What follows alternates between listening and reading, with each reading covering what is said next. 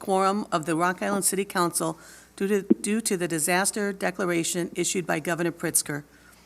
Because of this order related to COVID-19 public health concerns affecting the state and the city, the mayor has determined that an in-person meeting at City Hall with all the participants is not practical or prudent. Aldermen and staff may not be all physically present at City Hall due to the disaster, and physical attendance at City Hall may be limited. To participate remotely during the public comment or public hearing portion of any meeting, please join by phone at 1-608-571-7802 and use PIN number 200678916 pound. Very good, thank you. Let's do roll call. Alderman Clark. Alderman Hurt. Here. Alderman Spargettis. Present. Alderwoman Swanson. Here.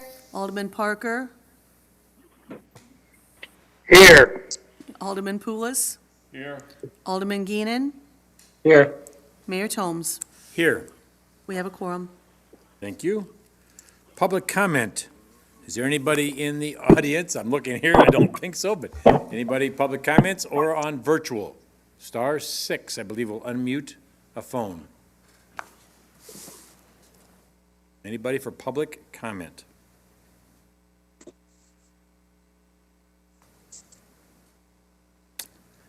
Hearing none, we will move on to the next presentation. First, it'd be Martin Luther King Center. Thank you. Can everyone hear me then? We can hear you now. Excellent. So I'll go through our budget summary and open it up for questions from council from that point on. For the Martin Luther King Center and calendar year and budget year of 2021, we project an increase of full-time equivalents by just 0.25. And that's doing our absolute best to try to anticipate the increased hours needed for COVID-19. We anticipate 36 total employees with 10 full-time equivalents, which was the same as last year. Myself, facility supervisor, youth program specialist, 2 substance abuse prevention specialists, and 3 family advocates, a teen pregnancy prevention specialist, and our resource development manager. For our part-time employees, we do anticipate 2 full-time equivalents, or 0.6 full-time equivalents, to handle our bookkeeping, and then another for building attendance for when we're renting the facility out on the weekends and during the evening. For our seasonal employees, we're looking at 24 seasonal employees, again, the same as before, with some additional hours to provide shift work. Typically, we've had 1 shift during the day, but with COVID-19, we're finding that we need to have 2 shifts per day to meet the needs of learning and care for the kids. And this may fluctuate based on the need for transportation. Moving into our special projects and service contracts, we hold 4 major contracts from the state of Illinois. 3 from the Department of Human Services and 1 from the Department of Children and Family Services. The 3 from Department of Human Services revolve around substance abuse, pregnancy prevention, and teen reach. Our youth substance prevention and pregnancy preventions are programs that work inside of the schools, where our teen reach program works after school. And then through Department of Children and Family Services, our family advocacy, which is community-based family counseling. Our counselors are going to the homes or community trusted spots to work with families who are having some difficulties or at risk for separation. And then our community assessment that's being partially funded by the John Deere Foundation. As you can imagine, we've been somewhat or significantly delayed this year without being able to meet in person. We do anticipate that John Deere will continue to participate, but we won't complete this until 2021. It shouldn't be too surprising at this point. Looking at our revenues, we anticipate a 3% increase in revenues due to state and federal grants that have grown based on cost of living increases that we hadn't previously seen before, which is a good sign. For our service and operational changes, we are going to maintain all of our staff-led programming from 2020, although we will alter, as I mentioned before, some of our youth services to meet the needs of COVID-19 as COVID-19 is presented before us. we will see less youth being served, but we will have more hours with those youth that we are serving. So we'll have more hours open, but less kids in our building. We also will see the likelihood of our larger special events, again, reduce significantly for in-person services. And what we'll look to do is to accommodate virtual, drive-through, and other non-in-person interactions, much like we'll do Thanksgiving this year with delivery and drive-through services. Overall, again, we'll probably see less people this year with the COVID precautions that we put in place, and again, influx depending on where the positivity rates are at, and hopefully with the vaccine that's effective, we could get back to regular operation rates in late 2021. With our grants, while we are seeing increases in our state contracts or grants, we've noticed a pattern this year with some of our local grants being diverted to more direct COVID-19 mitigation resources. So we are anticipating we'll see some decline in some of those grants for the King Center.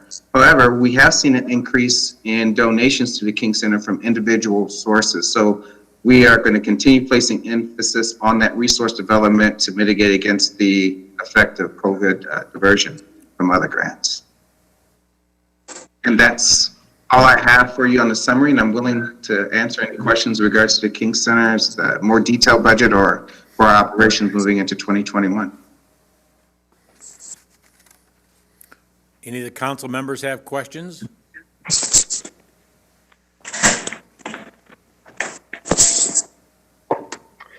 Yes, Mayor, this is Alderman Parker. Can everybody hear me? Yes. Jerry, I ask this question every year. What percent of your revenue would you say is local taxes paid by the citizens of Rock Island? So we receive a $169,000 transfer from general fund, and not all of that can be easily attributed to just tax dollars. So if I were to guess, it's a little bit less than 10% from that transfer. But of course, that transfers allows us to leverage the other $900,000 to $1 million to bring back into the city of Rock Island and into the Quad Cities. So it's a 10-to-1 return on investment.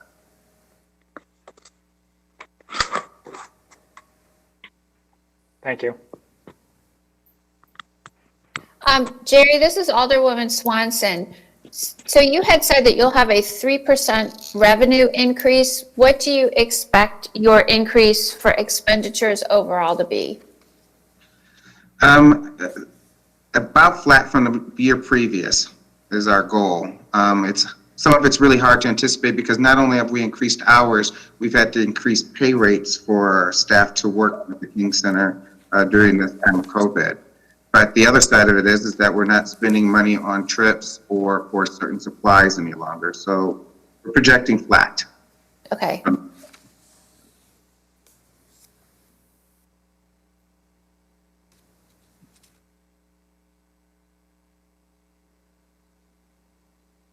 Yeah, it looks like 1%. Any other questions? James, it looked like you had a second. You were going to talk, but maybe not. No questions. Okay. Anybody else? Very good. Thank you very much, Jerry. Yeah, thank you. Have a pleasant evening. You too. Park and Rec.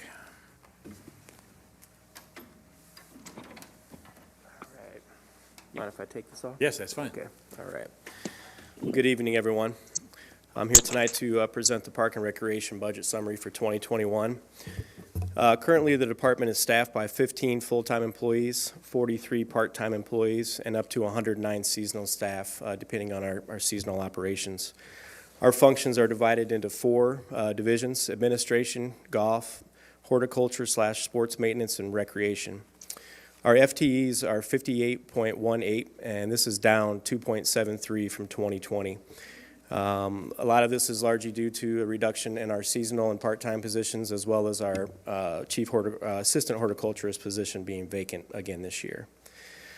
Some budgeted projects we have for 2021, where it's a continuation of our naturalized areas. We're going to continue to work with IDNR and Augustana College in these areas. We're going to continue to work with Friends of Douglas Park to continue enhancing Douglas Park.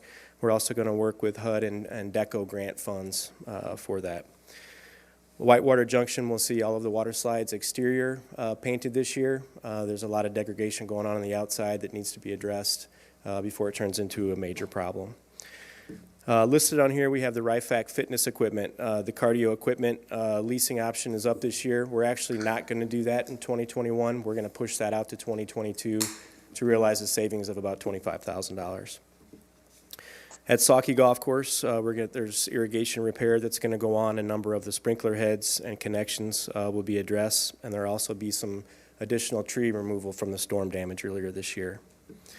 Highland Springs Golf Course, there's a number of ash trees that need to be removed due to disease and damage, and there'll also be some bunker projects on 9 and 11 that will be completed. In terms of parks, the sign along 18th Avenue at Longview Park will be replaced. The planting beds at Longview and Whitewater, the district, and the bridge will be reworked. And the large shelter at Longview Park roof will be replaced. It's in disrepair and leaks terribly. We'll also have a number of Hallberg improvements going on. There'll be 2 ADA bathrooms that will be installed at the Carriage House, and there'll also be some tuck pointing done at the Carriage House. The following are some gaming funds that we've requested, and it's understood that in 2021 it's probably not going to be funded, but we do keep an extensive list of capital projects for the department. The first one would be a continuation of the tree canopy management plan. We saw a lot of success in Lincoln Park and in Sunset, and we'd like to continue that. The need is obviously for safety concerns, and it's something that showed up very high on our survey results. We're also asking for Hallberg Estate improvements of $30,000. The Hallberg Estate is over 100 years old and requires quite a bit of annual maintenance on a property like that, and it also ranks very high in our survey results. The Lincoln Park band shell and handicap parking and seating area. This area is home to the longest standing concert series in the Quad Cities, over 60 years. It attracts a lot of people, many of which are senior citizens that require additional needs that right now we're not providing. This is also an area that ranks very high in our user group surveys. Next would be the sport court resurfacing. In our sport courts within the city, we've got tennis, basketball, and pickleball courts that haven't been resurfaced or painted in over 10 years. They are showing their age. There's some cracks that need to be addressed, and then some painting would really increase the playability and overall look in the parks. The fifth one is a mobile concession truck. Someday we may build this into the budget. It's going to be an additional revenue source. We put on a number of sport practices and events at areas that don't have concession stands where we can capture that revenue, and they happen during dinner time and lunchtime over the weekends where people are requesting these services. And we do put up pop-up concessions from time to time, but they don't capture what we really should be capturing and offering to the public. Some budgeted contracts that we use the Millard Group for RIFAC cleaning services. This goes out to bid every 3 years. Integrity Solutions for windows, Vander Vending for RIFAC vending, WP Beverage, formerly known as AD Husing for RIFAC, Northwest Mechanical for our HVAC needs, Pure Fitness Innovations for our cardio equipment, HMS Home Maintenance Services, and Kimball Complete Care for our contracted mowing and in the parks that we have contracted, and Harris Golf Cars and GPS Technologies for our golf carts and GPS needs, and also Shutterbug Photography for our professional photos for our sports. And they do offer a rebate or a kickback to the department per package that's purchased, so that's a nice arrangement there. Some programming changes that we're going to see and have seen are our virtual experiences. The department will continue to grow in this area. COVID-19 has forced us to go on this route, and frankly, this is an area that we've wanted to explore for a long time, and our customers have responded very well. Outdoor fitness, the department will expand our outdoor fitness opportunities. COVID has kind of opened the door to these, and again, this will be an additional revenue stream in the future, even after things get back to the quote-unquote norm. We'll be able to double up on some classes. The mini sport clinics, we'll continue to do those under the guidelines. We had to put those together. They were extremely popular, and we'll continue to do that, as well as the youth camps and school break camps. They'll be in mini sessions of those. We'll have expanded sports programming. Youth baseball will be expanding. Youth basketball program will be expanding as well, and all of our mini sport camps. And all of our facilities and programs and events, the department will continue to be creative in our offerings to the public as state guidelines continue to evolve. Next are the graphs you should be familiar with from our last presentation we did. These represent users of our facilities. You'll see our park and rec programs, about 60% come from Rock Island, about 40% from outside of Rock Island. RIFAC sees a similar breakdown of 56% of Rock Island. Whitewater Junction has around 60% from Rock Island, 40% from out of Rock Island. Highland Springs sees about 23% from Rock Island, and about 75% comes from outside of Rock Island. And Sauckie Golf Course, 40% of those are Rock Island residents, and 60% come from outside of Rock Island. And while COVID-19 has financially hurt the department, I'm extremely proud of the department and what has been offered to the community during the pandemic. The importance of parks and facilities, programs, and events has never been more impactful to the mental, physical, and social well-being of our community. I'm very proud of what staff has been able to put on for our community. In a typical year, Rock Island Parks and Recreation generates thousands of facility programs and special event visits throughout the city, and on average, 44% of those are from people living outside of Rock Island. This level of traffic is critical to the revenue that it generates in tax dollars for the city, as well as offsetting nearly 2/3 of the park and recreation budget during normal times.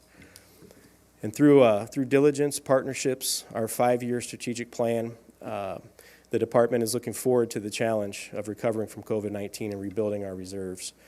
The Park and Recreation Board and staff take great pride in the services they provide to the citizens of Rock Island. And I've got kind of some final thoughts as I wrap up here.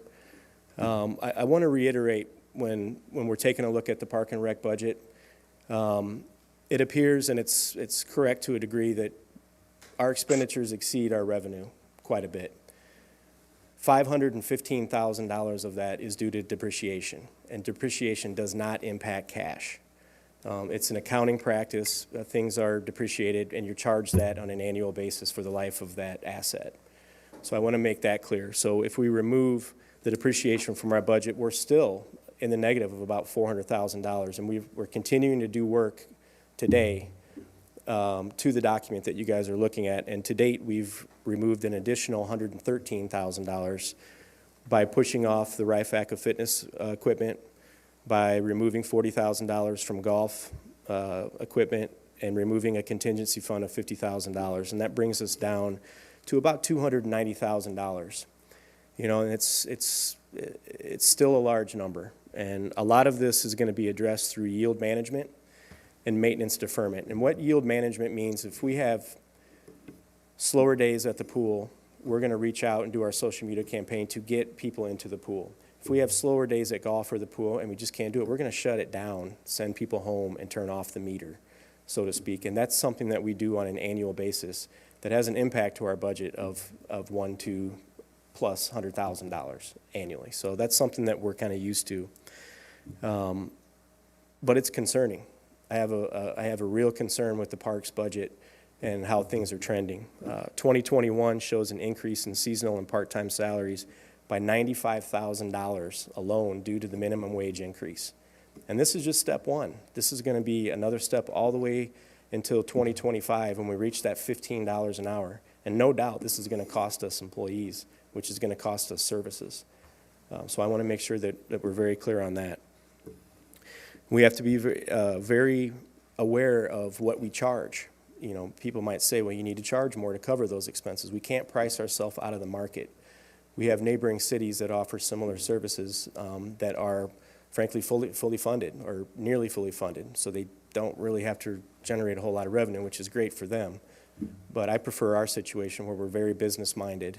It keeps us sharp and it keeps us forward-thinking. Another thing is that the department, in the past, 2009 through 2015, we dealt with flat tax. So we didn't receive any more money all of those years while inflation continued to rise and internal charges continued to go up, but we received no additional funds to help offset that. That's very concerning, especially as we go into 2021 and we're looking at another flat tax. The department has underwent a large reorganization in 2017 to prepare for the minimum wage. In the following years, we've eliminated positions. We've combined a number of positions. All of my managers are working 2 jobs, and they're knocking it out of the park. Very efficient, very successful. And we have formed several partnerships to bridge gaps, and we've obtained a number of alternative funds for projects. And I'm very proud of all of these achievements and my staff's performance, and I don't want it overshadowed by this negative budget of $290,000, because we will address it one way or another. But frankly, in the parks to budget, there's not much more that can be cut without impacting service, facilities, and potentially staff. So I just want to get that out there and let everybody know. Yeah, I'm whining, whoever did that. But the fact of the matter is that a lot of what we do line up with the city council goals, and I want to make sure that I touch on those really quickly, and I'll stop rambling on. But, you know, goal number 1 is provide high-quality services and infrastructure. We're struggling to do that right now. Our enterprise facilities are offsetting their costs once you remove depreciation from them. Very close, and we yield management, they will. Where we're struggling is in our park maintenance and infrastructure maintenance. You know, as our tax dollars continue to stay flat, inflation goes up. I'm not a smart guy, I understand that doesn't work. Number 2 and 3 is expand local economy and revitalize, you know, increase sales tax. What we provide through our facilities, our programs, our special events, we bring tens of thousands of people into Rock Island on an annual basis. And while we can't quantify what that means in tax dollars, I know it's not zero. So there is a benefit to that movement going on, and we play a part in that. And finally, it's an increased population and upgrade neighborhoods. People love to live by parks. Your real estate value is increased if your house is near a park. It's a fact. So we're going to have to, I'm going to continue to work with the city manager and my staff to kind of unlock these puzzles that we have to deal with. But I just want to make sure that council and the community are aware that we're very aware of the challenges we face, and we're going to face them head on. So with that, I'd be open to any questions you may have. I'm going to chime in real quick. I just did more of a statement, at least the way I see. And some people usually ask about, they feel like the golf courses are a frill, and boy, why do you still in it? And I believe those are self-funded. They break even at worst. At best, they make a few dollars. That's correct. If you combine the two together. Thank you for bringing that up. We have enterprise funds, and what that means is that they don't receive tax dollars to operate. We've got the RIFAC membership side, we've got Saukey Golf Course, Highland Springs Golf Course, and Whitewater Junction. If you remove depreciation out of those areas, which doesn't impact cash, those offset themselves. And some years, and good years, they generate additional revenue that goes right back into those facilities. Yeah. So I just bring that up real quick. Extremely uncommon. If you do your research across the nation, it's extremely uncommon. I agree, and I guess to help with that, I gloat a little bit is you know what, better than 2/3 of your funding comes from memberships and dues versus the city. Correct. Where a lot of park and rec departments throughout, I'll say the Quad Cities, but even the state and everything else, it's 100% funded by taxpayer dollars. And Yeah, the national average is kind of flipped. Most park departments are subsidized about 80% and they generate about 20%. Well, we're completely flipped. We typically generate about 60% and are funded about 40, 60-40. Some years it's 70. We do a better job, or the weather cooperates, and, Right. and we bring in more revenue. So that's why I don't want all of this hard work to overshadow. that's right. I don't want it to be overshadowed, because there's a lot of professionals and a lot of hard work going into this. Cut hundreds of thousands of dollars over the last 3 years or so. Does any of the council members have questions?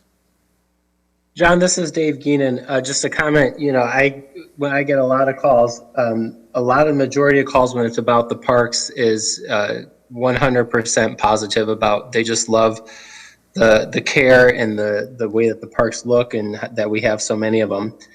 Going back to your statement about the increasing costs and then right now the proposed levy for parks at 0. One year we did a 2% increase to the levy, and I think it produced around $37,000 extra earmarked to you.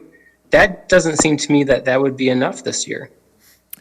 No, it wouldn't, but if you go back and you run the math on the 7 years where it was flat, and you do the depreciation, I'm sorry, if you do the inflation rate on that on an annual basis, you're gonna get pretty close to that $300,000 mark.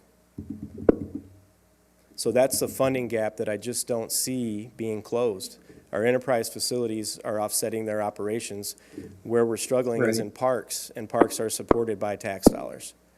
And on an And annual, it's the one call that I get a year, it's the most calls I get about people loving their parks. And so I'm just concerned about seeing what could happen when we start letting staff go, what our, the ramifications of that will be for our parks.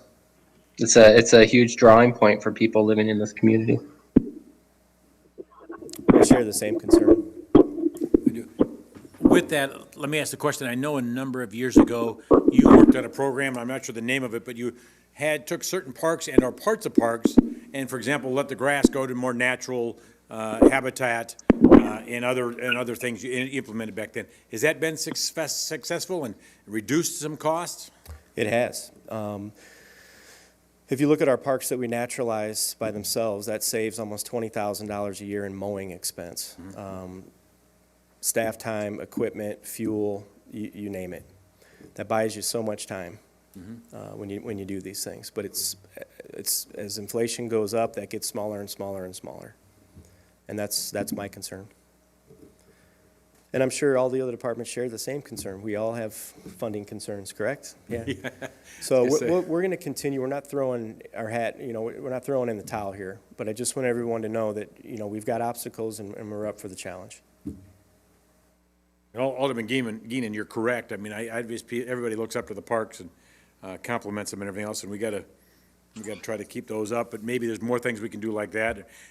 And once again, I remember that this is kind of a negative along with the positive, when the city had 50-some thousand citizens, we had the proportion as far as the parks. Now we're down to 38,000 people. Right. Same number of parks, same acreage and everything else. Yeah. And fewer bodies in the city.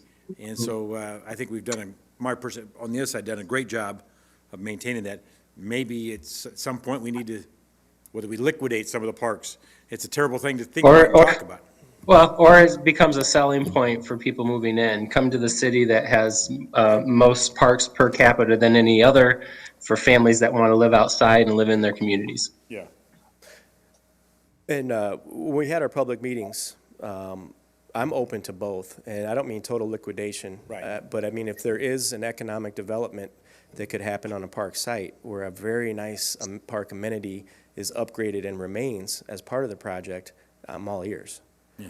Something that would be sustainable through that project that's going on that land. Great. So, Any other aldermen have any comments? Thoughts? This is Alderman Hurd. Yes. John, I would just like to tell you, I know, and I appreciate the job that you and your staff are doing, and again, continue the great work. Just wanted to let you know that. Thank you. thank you. Any other questions? Mayor, this is Randy. If I could just throw a comment in here. As John mentioned, we're still working through budget issues, and we have identified some savings in personnel costs. It looks like insurance is going to be less than we originally predicted. Some savings in vehicle maintenance costs. So I think as we work through it, we'll get very close to zero in the Parks Department. I've got some other thoughts I'll be talking to John about later this week. So I think we'll be very close to balanced, if not balanced, for 2021 when all is said and done. Thanks, Randy. Okay, great. Yes, and Randy, you can chime in anytime. You're kind of driving this bus more than some of us, so. And actually keep giving accolades, I guess, with that is that you continue to do a stellar job in your staff with the public-private dollars, not just grants, but, you got the Friends of Hallberg, the Friends of Douglas, that have done an outstanding job of not only financially, but sweat and tears into those projects. And some of those things would not happen without that. I agree. This is the strongest staff I've ever been a part of. Yeah, So I'm and very so- proud of, we have a and I real know- asset here in the city. The ones I become exposed to, Todd and Dave, or Dan, and that sort of thing, just an outstanding job, the events and compliments all the way around, so thank you very much. Yeah, thank you.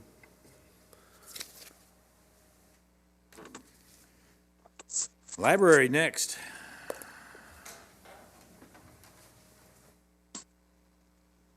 Well, thank you to John for saying all that, because I kind of ditto what he says. Great job, John. Great department. The library, well, 2021 is going to be a difficult year for us. We have lost an additional part-time staff member due to a resignation, and we're in the hiring freeze right now. So we're down to 34 staff members at 25.49 full-time equivalents.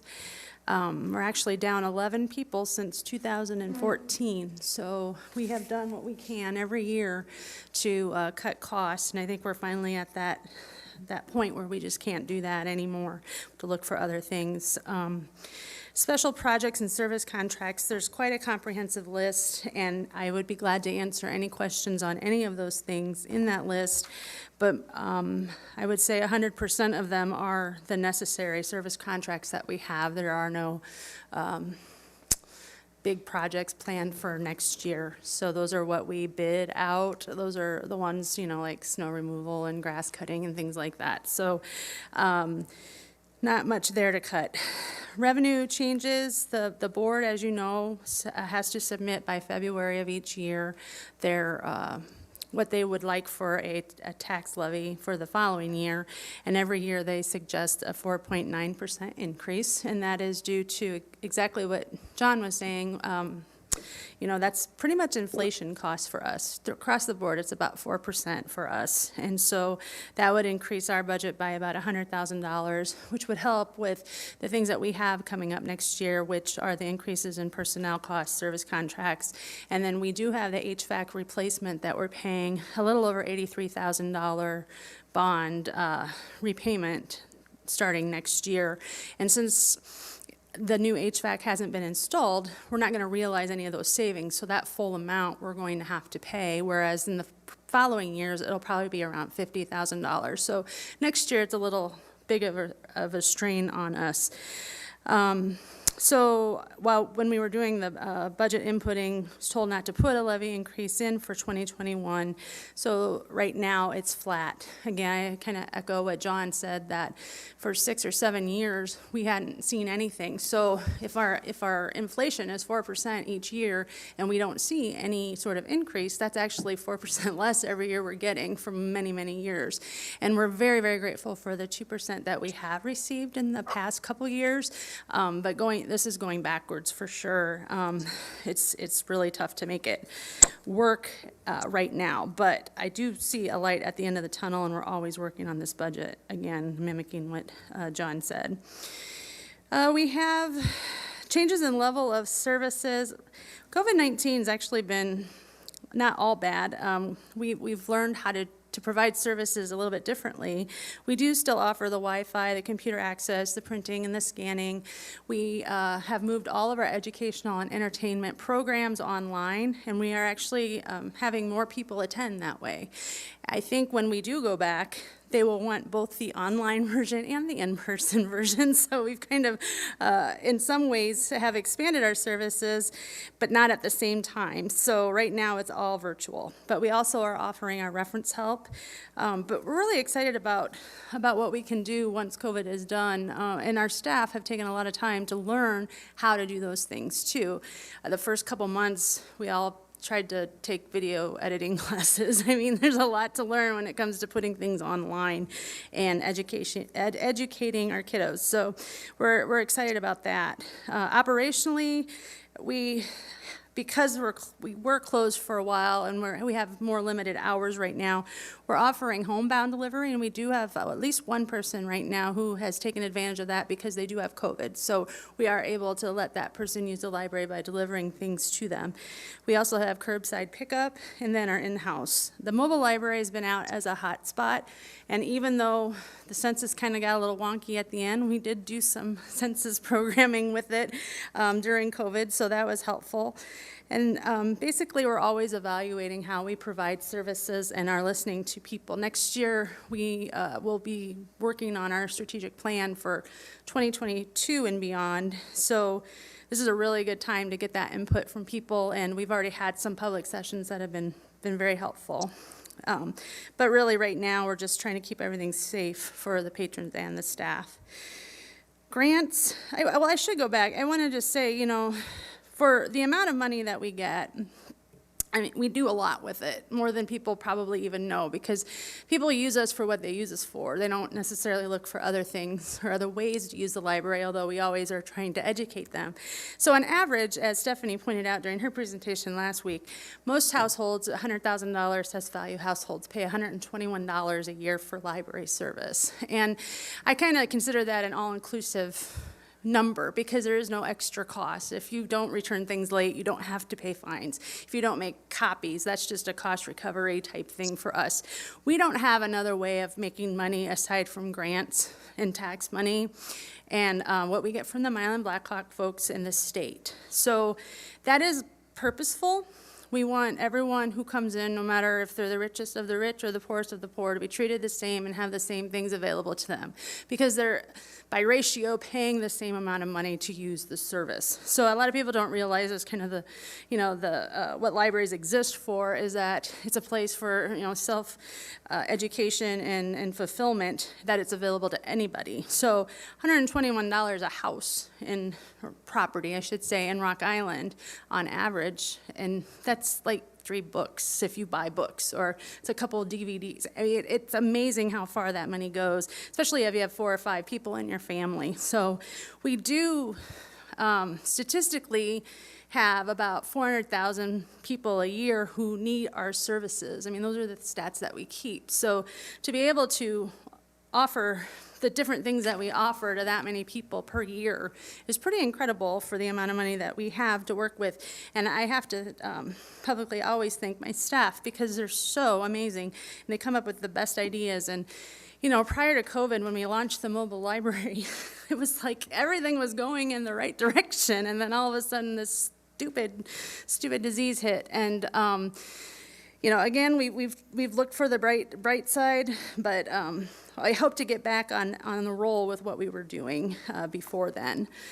And then finally, grants. We pretty much get the state grants are, their state funding is in a grant form, so we have to spend it a certain way. So it isn't like they give us money and we can spend it however we want. So we have a lot of paperwork and stuff with that. And then foundation, because they're in the capital campaign right now, they're only able to give us next year the restricted funds, so the things that the donors want us to spend money on, basically. The rest will go towards that campaign.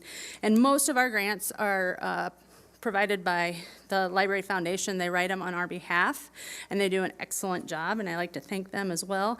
But the state has been opening up some grants recently for like PPE and things, and Kelly just got one, which was great, and we're hoping that they can do some more of that, and that'll help with our budget. We don't have any really professional development to speak of. We do a ton, hours and hours and minutes, and that's always on my stat sheet every month that you get. You can look at that up. There's a lot available to us for free online. So my staff is always doing professional development. And then in CIP-wise, I mean, of course, we asked for help with the capital campaign, and we would love new windows for the downtown library. We're thrilled to get the new HVAC soon. We really hope that helps a lot of the issues that we have been facing, but again, I should have bottled what John said and repeated it, but I do mimic it. And we are always working on this budget. I mean, every day we are monitoring it.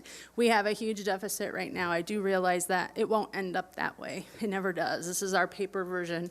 We're saving all year. We're looking for grants. We're looking for other revenue sources. So I just want to put your minds at ease with that. And the board's okay with dipping into some of our reserve funds to help pay for our deficit. So I'd be glad to answer any questions.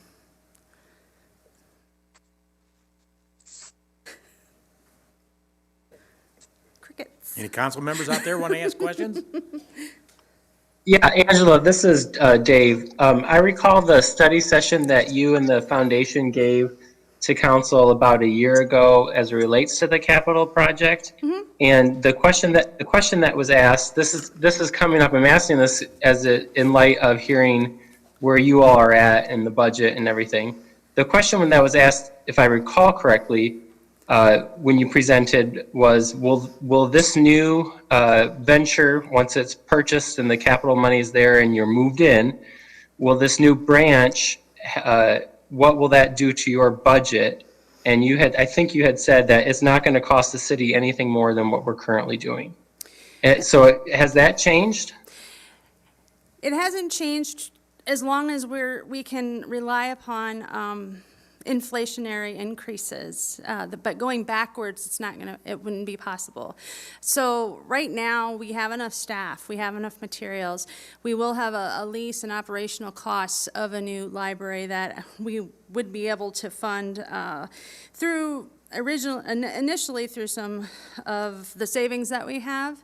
The thought has always been that Rock Island is going to get back and overcome, and with economic development, they're putting a lot of money into that. And so, the whole idea was we weren't going to stay this way forever. So as long as we can count on 4% or every year, we wouldn't have a problem paying for that. So if right now there's nothing, so that changes then the conversation, because right? Right now, unless we add that to Act 4. Right now, it's bad because of a few things. The bond repayment, because there are no savings next year, so we have to pay fully for that. We have a lot of long-term staff that eventually will be retiring, and in our budget is a severance line, and so if they do retire, we know we're going to owe them certain amounts of money. So there's all this, it's a very fine, I don't know, it's almost like a teeter-totter. If something goes one way right now anyway, it'll kind of take things off balance. But we have enough money for next year with what we have in reserves and the cost savings that we're finding. So really, it would need to start in 2022. Some sort of commitment from the city that you would be willing to, with our tax levy, levy enough that would cover inflationary costs. Of the new branch? Right. For all of it across the board, because we don't have specific people work at a specific location, or they have specific job tasks, but we really do rotate a lot, and we share resources, so you can say, yes, it would be for that library, but it really is for the whole Rock Island Public Library system itself. And so you'll be paying a yearly fee for the joint building? We would have an operational lease where we share costs with the YMCA. So say we pay $5,000 in snow plowing per building right now, it would be separated, or we would share that cost, for example. Same with gas and electric for the whole building, water, cleaning, all of those things that, instead of having two contracts, there would be one, and there would be cost savings there. Mm-hmm. It's so less. So do you have an idea what those yearly costs might be? Total. We plan for around $60,000 a year, which is about probably $50,000 less than what 3031 cost. I'd have to go back and look for sure, but that's the estimate. And it will change yearly depending on what we realize, but that's a really good estimate based off what the Jewish Center is paying and how we plan to split up the building. Does that help? Yes, thank you. Okay, thank you. Any other questions? I will say that, it's a $7.26 million investment into the city of Rock Island that we're not asking the city for any money. It's all being raised, and we are over 40% towards our goal already, and we haven't even done a public campaign yet. So I'm really proud of our foundation and everyone who's been working behind the scenes, because everyone wants this to happen. That's for sure. And I appreciate that, and I guess that what I'm trying to get to then is I would hope that council members would say, we need to do our part too to ensure that you won't be crunching numbers every year. We're supporting this new idea. It's good for Rock Island, but perhaps we should take into consideration that some dollars might have to be behind that from city budget and taxes. Thank you. Correct, and there's different philosophies on that. is that, do you do part of it, and I'll say this year, a little bit next year, and gradually versus not doing anything for several years and then doing a large percentage that year to try to make up. I mean, there's two different philosophies.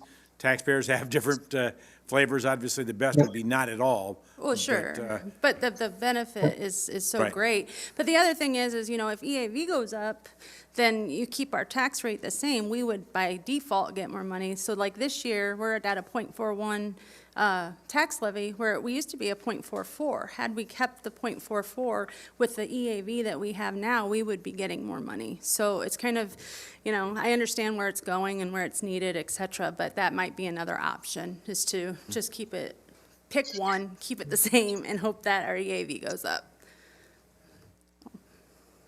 Real quick, I'm going to do a shout out. I think Adele back here, Adele Watts is in the room and he's on the board, and I just, is a longtime Yeah. friend of the library and on the board. So because he's here, I'm going to do a shout out and thank you, Adele. You know, I didn't but, think you came in. so, And Kelly's yeah. here, she keeps Oh, an eye on the that's budget. right. And I know Jenny's on the call and probably some other of my Yeah, board. there's some others, so- that's right, Jenny's on the board, but I just happened to look you. back and saw Adele. And he's been a good friend of the library also, so. But thank you for your creativity. Look forward to the new joint venture. Yeah, I think it's something positive for the city absolutely. also. Any other questions of the council? Whether we take a look at Okay, increasing taxes or whatever? thank you. You bet, thank you.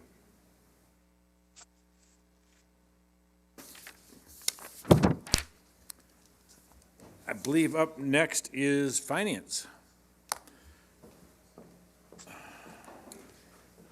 Right, good evening, everyone.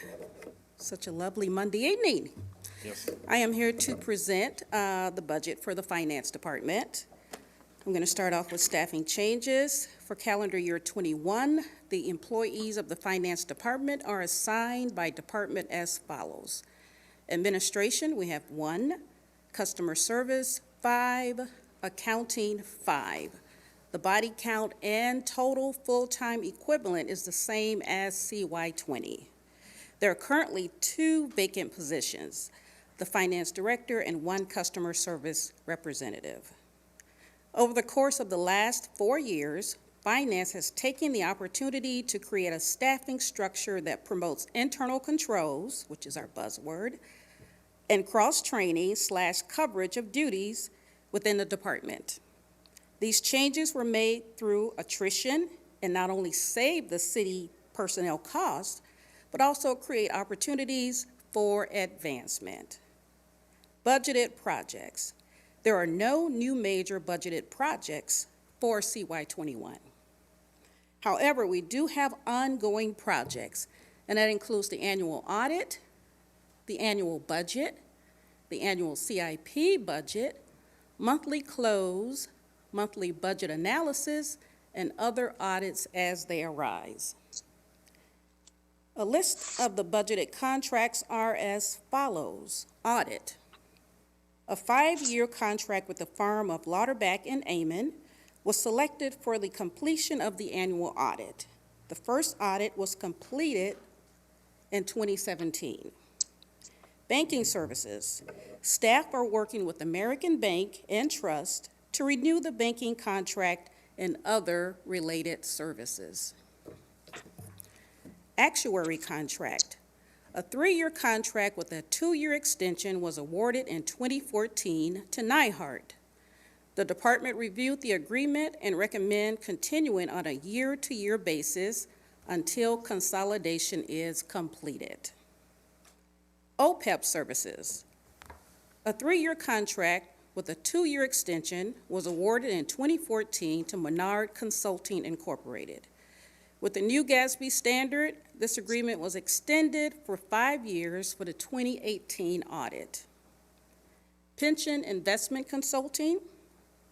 Police Pension awarded a 5-year contract to Investment Consulting Group in 2019.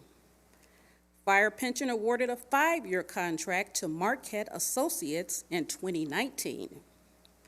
Both pension boards also retain Lauterbach and Amon for pension administrative services. Then there's Azavar Sales Tax Audit.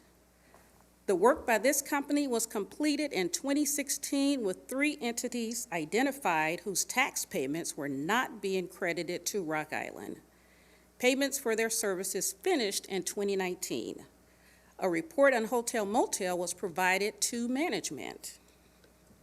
We also have bad debt collection contracts with QuadCore and Tech Collect, parking enforcement contracts with Parmar, and parking software contract with Duncan Solution. And then the rest of the page and part of page 3 lists the actual contracts and the cost. Revenue changes. This is not applicable to the finance department. Changes in levels of services to customers, no changes are expected. Operational changes, continue increased efforts for collection of past due accounts. Refinement of centralized billing or receivable monitoring continues, and continue to strengthen our internal controls. Grants. The Finance Department will not utilize any grants in CY21. And last but not least, CIP budgeted projects funded by gaming. The Finance Department will likely not include any gaming fund support. And that is it. Does council have any questions, comments? Oh, this is Alderman Spargettis. If you can hear me, I have a question. Yes. Going back in the report to page 2 of 10 and 3 of 10, the contracts for bad debt collection and parking enforcement, do we get any revenue from any of that, or is that all expenditures? Well, I note for parking enforcement, there is revenue collected from fines, I believe, so there is some revenue there. And I think last year I recall hearing that the revenues and expenses basically balanced out one another for that. And what about bad debt collection? As far as revenue, we're actually, yes, because we're trying to collect, and we do collect revenue from that, from the bad debt. So there are some revenue, probably not a lot. I could, get back with you on exactly how much we collect during the year for that. So I'd like to know, not necessarily right now, but Okay. if you could get back to the council, Sure. how much revenue as opposed to the expense for the contracts, whether we're making money, breaking even, or losing money on those. Okay, not a problem, can do. I would So assume, but on those contracts, that you don't pay them any fees unless they collect some. They get a percentage of what they collected, not of what you turn over to them. That's normally how it works. That's normally how it works, yeah. Yes. Thank you. Anyone else have any other questions? Can't let Linda off too easy her first time here. Yeah, they have to. Oh, we have to. Is that what, that's what I was supposed to say. Great. I guess you're not hearing it. Okay, thank you. Thank you very much. Police Department.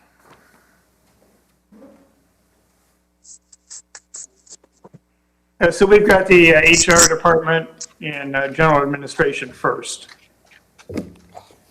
Oh, And then the HR, police. okay. We changed it out, oh, I see, HR is part of finance, excuse me, I apologize. I didn't read out through that, so.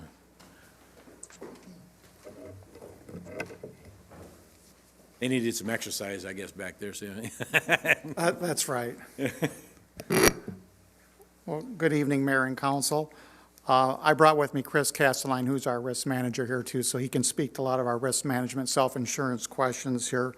But running through our overview here, right now, HR consists of 3.73 employees here. We have the director, the risk manager, a benefits coordinator, and a part-time HR assistant.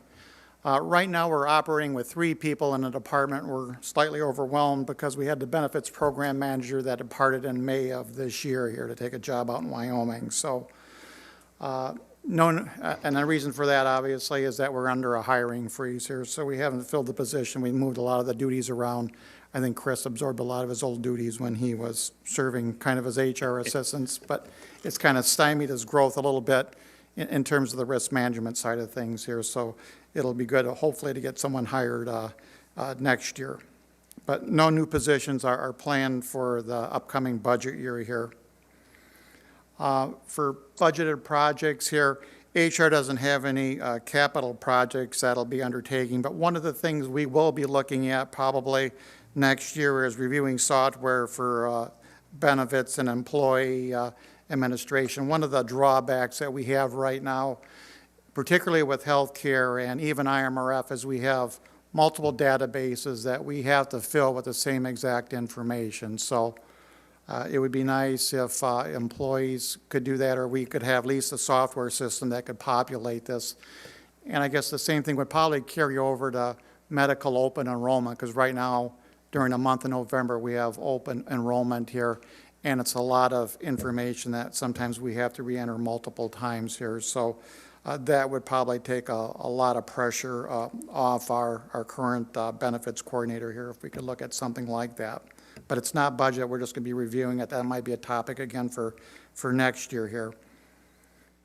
Some of the budgeted contracts we oversee all the legal services stuff with Dave Morrison as a city attorney, Pappas and Wright for our labor council, and we also use Laura Yetzinger from Betty Newman McMahon regarding a lot of our work comp and pension matters here. The temporary service employee contract, we use that for a lot of part-time hirings throughout the year, particularly in Public Works, and not so much to the King Center, but, and maybe in some other departments, but there's a markup involved here, but that's another contract that we'll probably be looking to bid out next year here because it's nearing its end. We have EAP through Precedence EAP, which is part of Trinity. And with our medical services, a variety of providers here, from Genesis, Blue Cross, Blue Shield. We're changing from SI Benefits to a new health reinsurance company here. CVS, Delta Dental, Avisus, via benefits for the Medicare exchange. A new one that the council approved last May was for the USI IPMG, which stands for the Insurance Program Managers Group. We moved to them for basically work comp, third-party administration, reinsurance, and also they're doing subrogations for a lot of our properties. So that'll help relieve some of the pressure off of finance here and hopefully get better, improved results here. We'll see. And we also use TriStar for our Section 125 plan, which is the flexible spending account here for employees' medical and dependent care here. Consulting, again, we use Holmes Murphy for health consulting and then USI for the risk management. That's also part of the IPMG group here. And miscellaneous agreements, we do have kind of a user agreement for our wellness center involving Augustana and South Rock Island Township. But I did want to let council know that basically Augustana has built an on-site clinic on their campus. So it's also associated with Genesis. But when the campus is closed, they still plan on using ours. So one of the things that Chris and I will undertake, kind of once budget's done here, is probably go on a road and maybe hit the county and some other local businesses to see if we can interest them in being a partner in our wellness center, because I think we have a little bit of capacity. Maybe not so much now because COVID has really been all-encompassing, and thank God Tammy Torsch and Michelle Schwarz are there for all the COVID-related stuff that we've been dealing with since March here. Other things that we oversee here is kind of citywide vending and also the cable franchise agreements with MediaCom, and I'm assuming council's aware of the new arrangement with MetroNet here for cable and internet and phone service here locally. So they're kind of underway, as I understand, as we speak here, as I speak. Revenues, primary sources of revenues for the HR is through self-insurance and health insurance and basically, the cafeteria Section 125 plan. But what we're looking at, I have a typo in the first sentence under revenues. It says, it's going to be a decrease of $160,158 or 1.5%. It should be an increase. So there's a typo in that memo, so I wanted to point that out to council here. And that's my mistake here. Self-insurance here, we're looking to increase that about 7.3% in '21. And a big reason for it is really we're trying to attempt to build fund surplus in this fund by financial policy. We should have about $1.5 million in the fund here.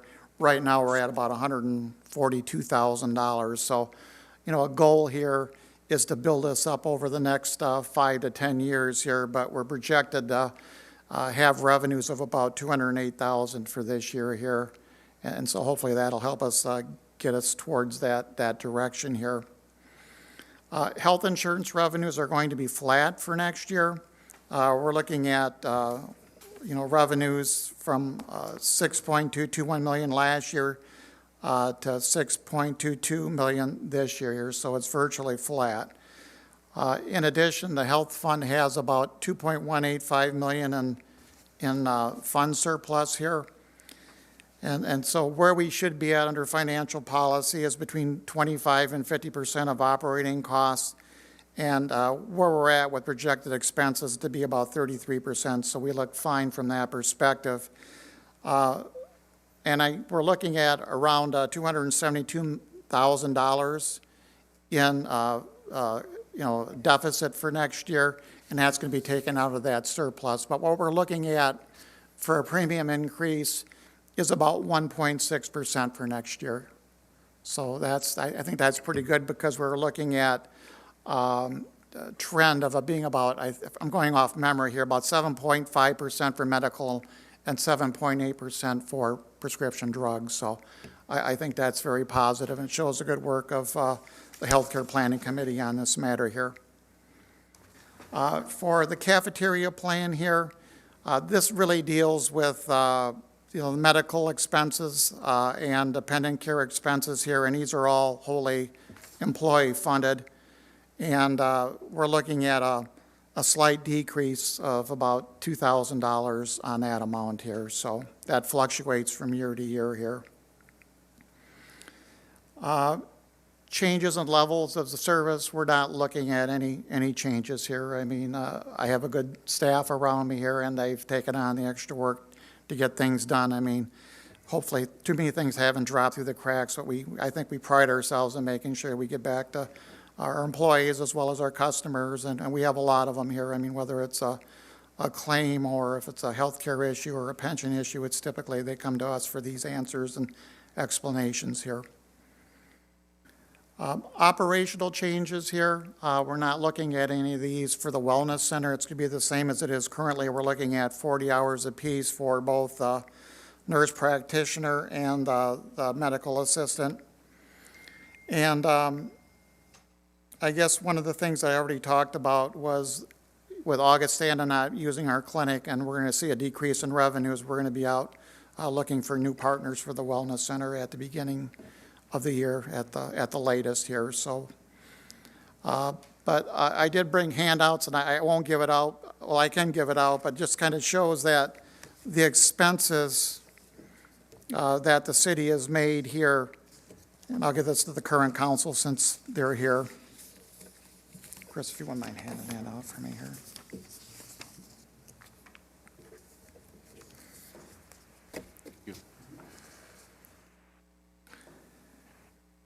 I just briefly wanted to kind of talk about this, but over the years, the last 5 years of history, Chris has put this together from what we receive in total bills. But looking at 2015 to 2020, you can't see the colors here, but the first bar you would see would be like the Genesis billing here, and the second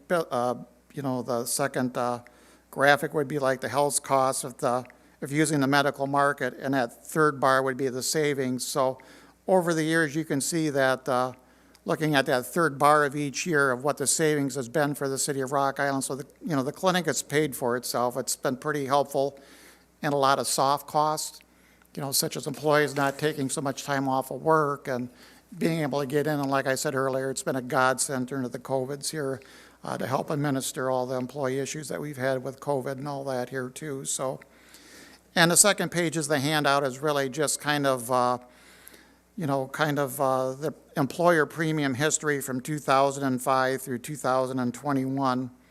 And it's also graphically kind of represented at the bottom of the page here too. But you can see in the last, particularly from like year 2018 to 2020, we've been seeing increases about 5% a year. So this 1.6% for 21 is probably pretty helpful for the city financially here. So,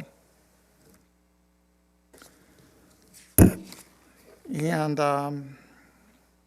I guess grants. I mean, the city doesn't presently participate in any grants here. There's not too much that's available for HR that's out there.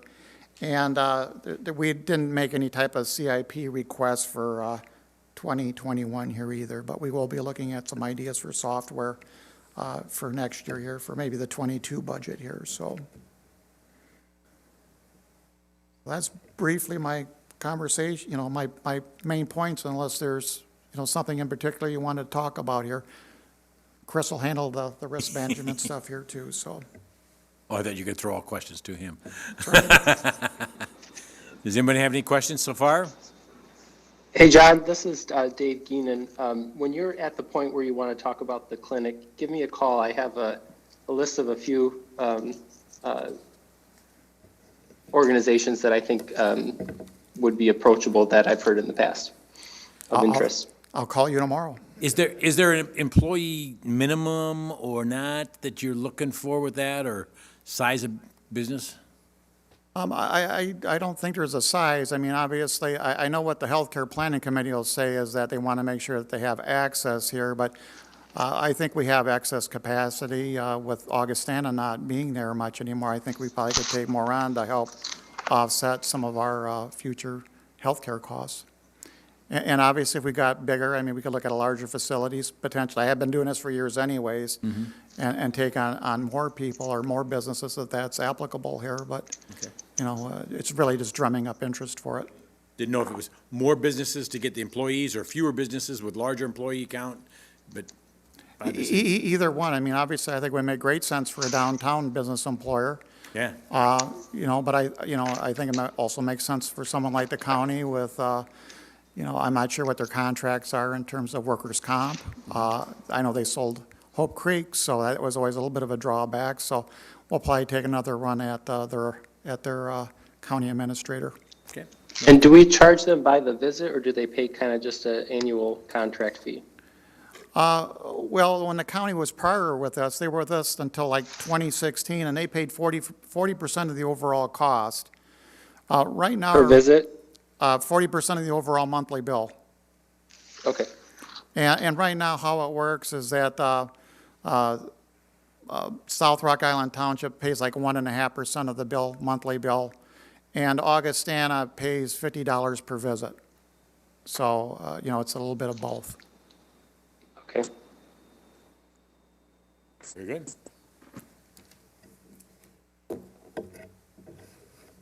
Thank you. Is Chris up or not, or we're all fine? Unless you want to have, Nope. you have specific questions? No, I was trying to put somebody else on the hot seat. I don't know. All right, we hang on here just a second, Chief. We got General Administrative. Randy, are you presenting this?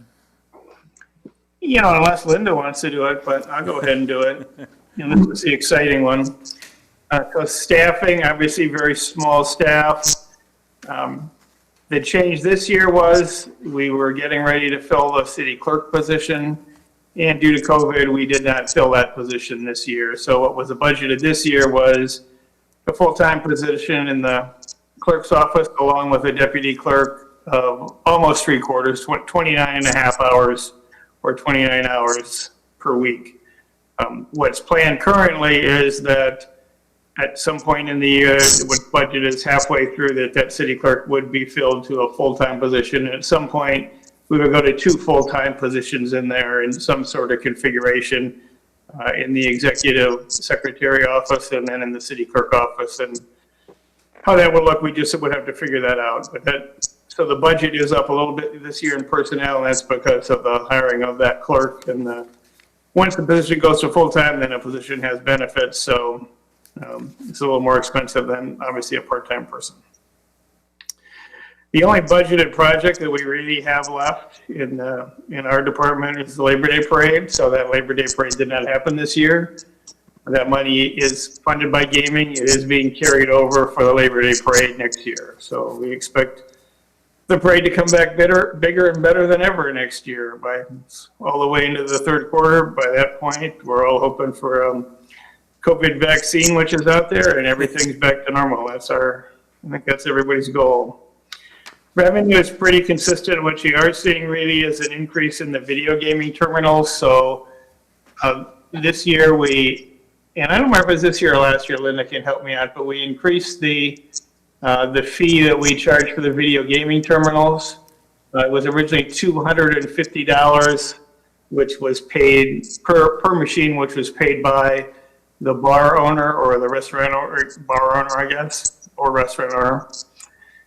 And then we changed it to $1,200 and then $50 to each bar. So the owner of the machine, the video game operator, would pay the $1,200, and then the bar would be responsible for $50. So basically, it was a $1,000 increase for all of our machines, and that's generated a little more income than we expected. And we probably should have made it higher because everyone wrote a check without complaining about it. So evidently, the terminal operators are making a lot of money on this and can afford to pay higher fees. Other than that, Randy, can I add one thing too, is that the state did allow 6 machines now instead of the cap at 5 per establishment. So that did add some revenue that was unexpected last year that will probably increase again next year that's not included in here. So we That's should right. get another few $1,000s in different places. yeah, thanks for reminding me. Not every owner has gone to 6 machines, but they can now. All right, service levels, all of that's going to remain the same. We don't have any grants. The individual departments do grants, but we don't run any out of our department. If there were some type of grant, it would be funneled off to wherever the applicable department were. There's a few, we don't run any specific projects like other departments do. So what you see in here, budgeting, development and monitoring, the annual strategic planning, which we're now using by state, and I hope everybody likes that. Economic development, and then performance audits of all the directors. Licensing, the biggest license we have, aside, we got the gaming, and then we have the alcoholic beverage. So that's all managed out of our office. The mayor is also the liquor commissioner. And so all of those applications and all those licenses and all those payments are processed through our office.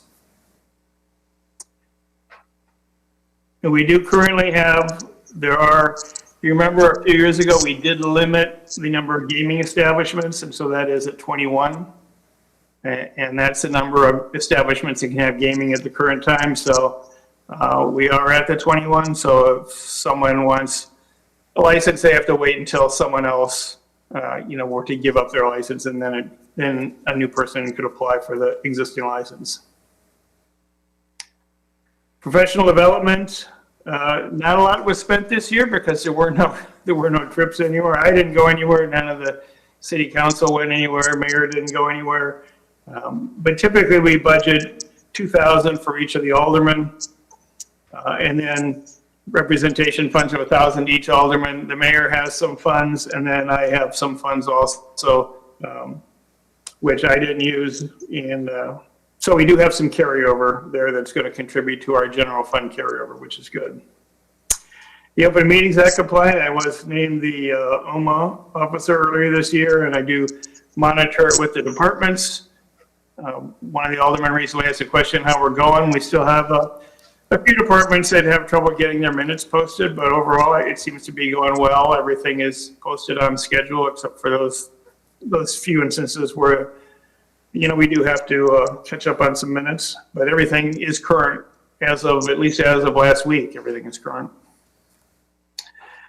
The deputy clerk is still part-time, taking over the interim clerk's duties in her absence. So between Linda and the deputy clerk, they handle everything. The deputy clerk is handling the FOIA requests and the licensing. And Linda handles all the agendas and some of those other questions. But they've got a pretty good working relationship between the two of them, and they're able to handle everything, and that seems to be going well.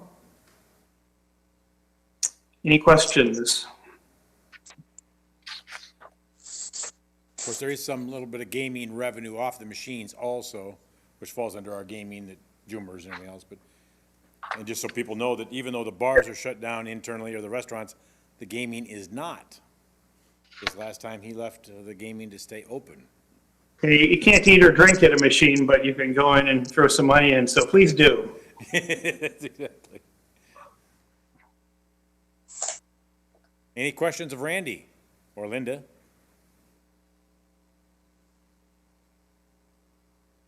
It's silent. Anybody still out there? Okay. All right, thanks. Thank you. Now you can go to the police. Yes, exactly.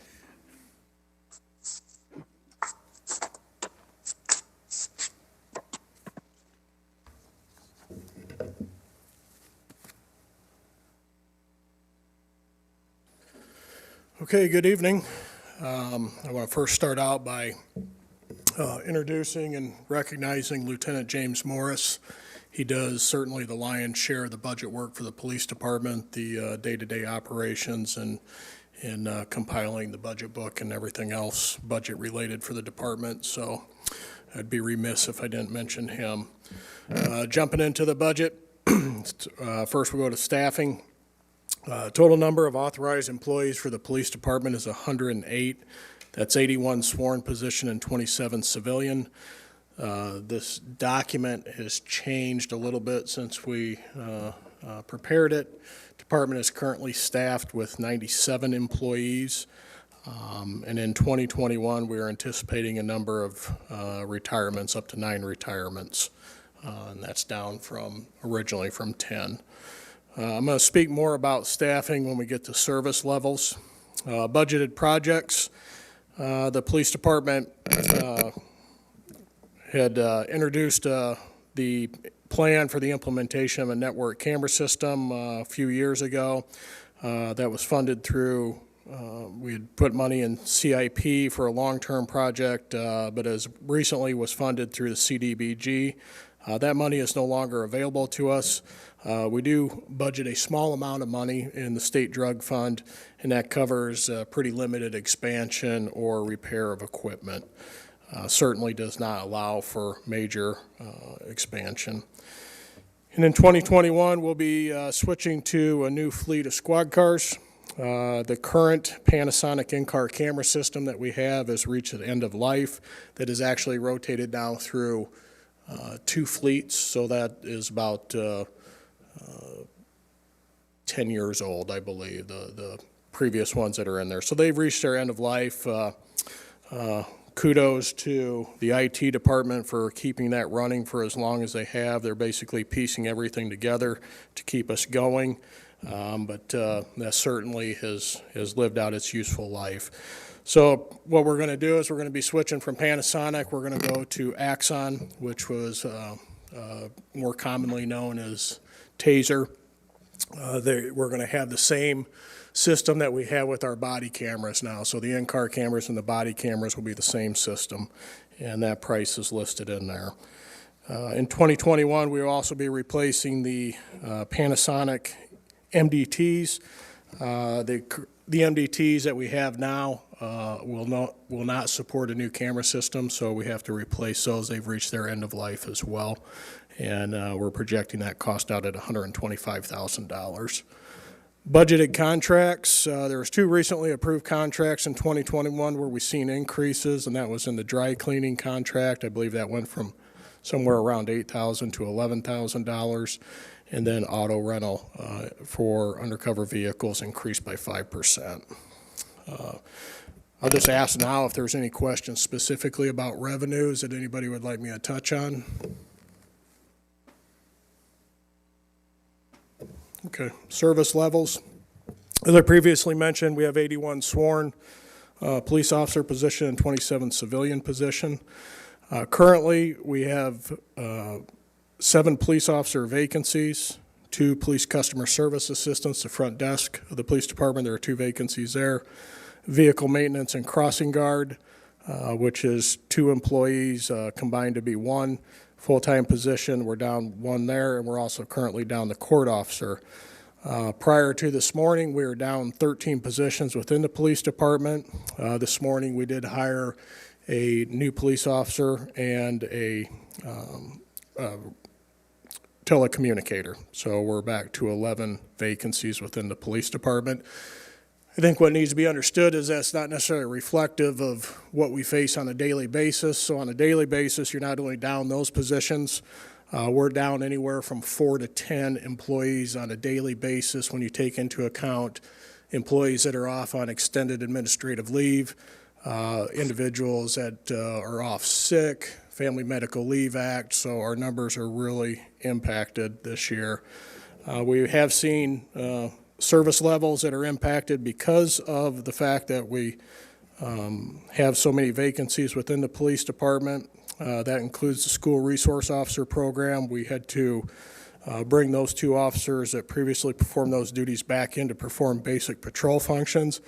And that would also include the housing authority officer. For those 3 positions, we obviously received a revenue that we're no longer realizing.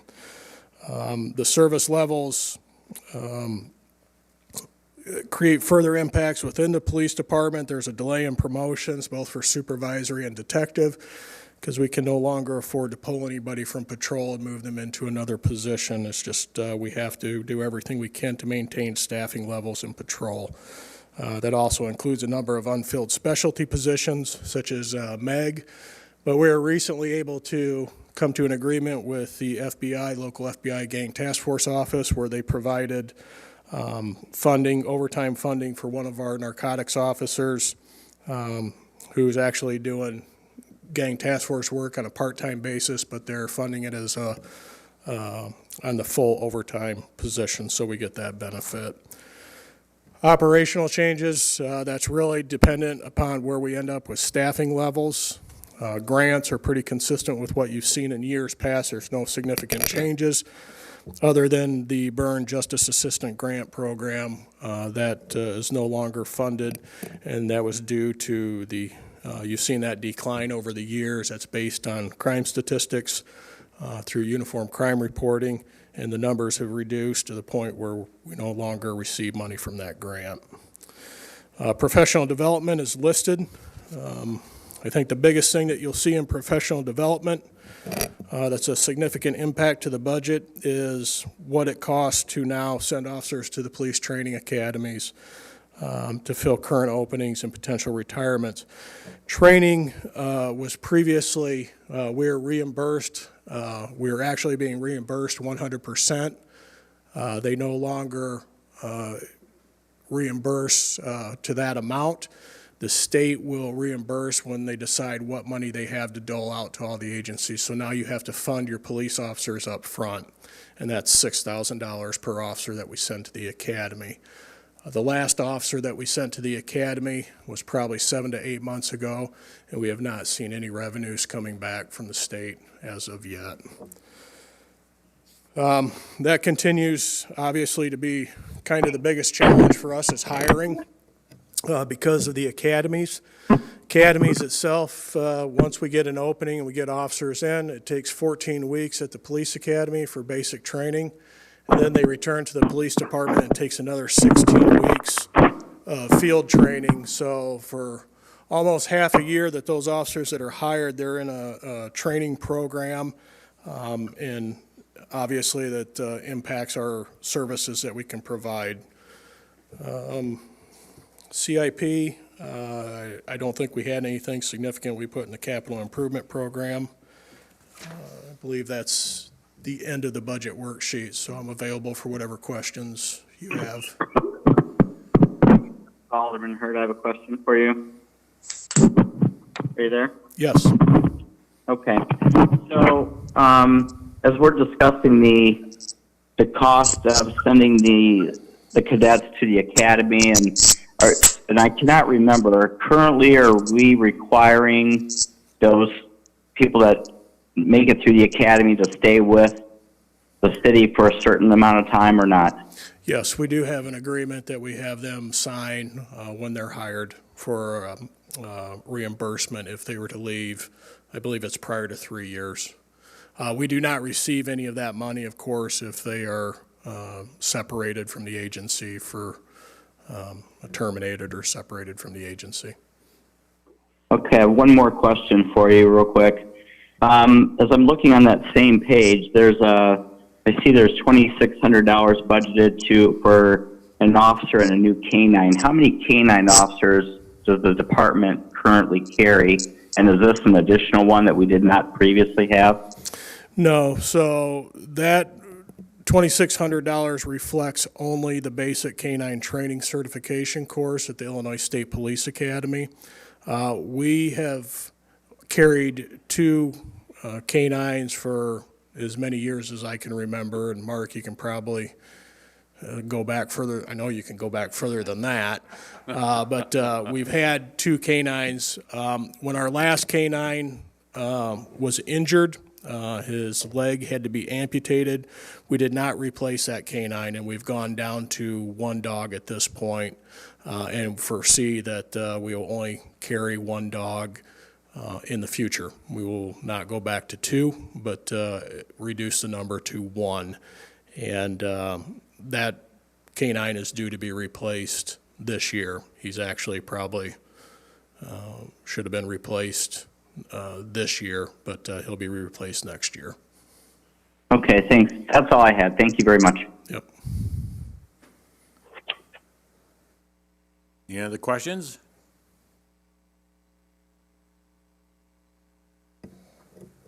Looks like it's not. Thank you. Thank you very much. Public Works. Hello, can everyone hear me? Yes. All right.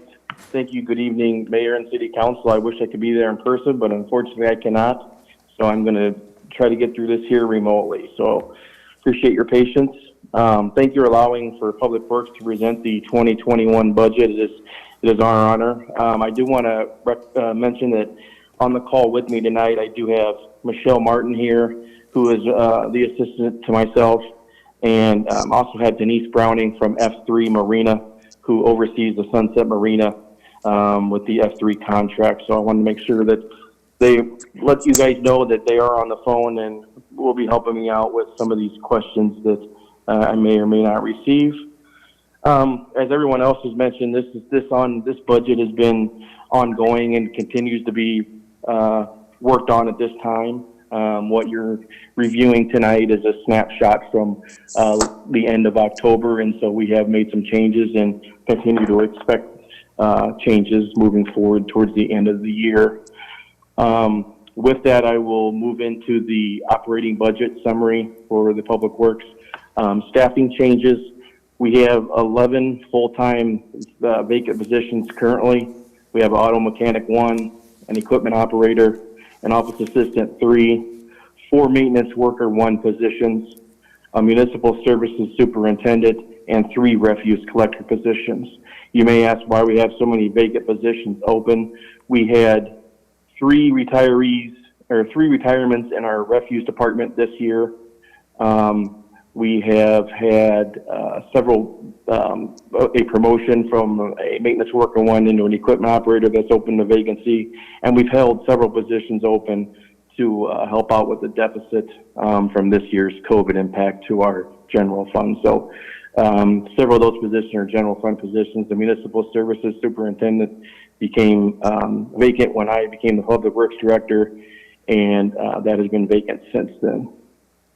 So we do anticipate 6 Public Works employees to retire next year. That is a chemist in our water treatment plant, an engineering tech in engineering department, a maintenance worker 1 in our utilities maintenance, office assistant 3, a wastewater treatment plant operator, and our water service representative.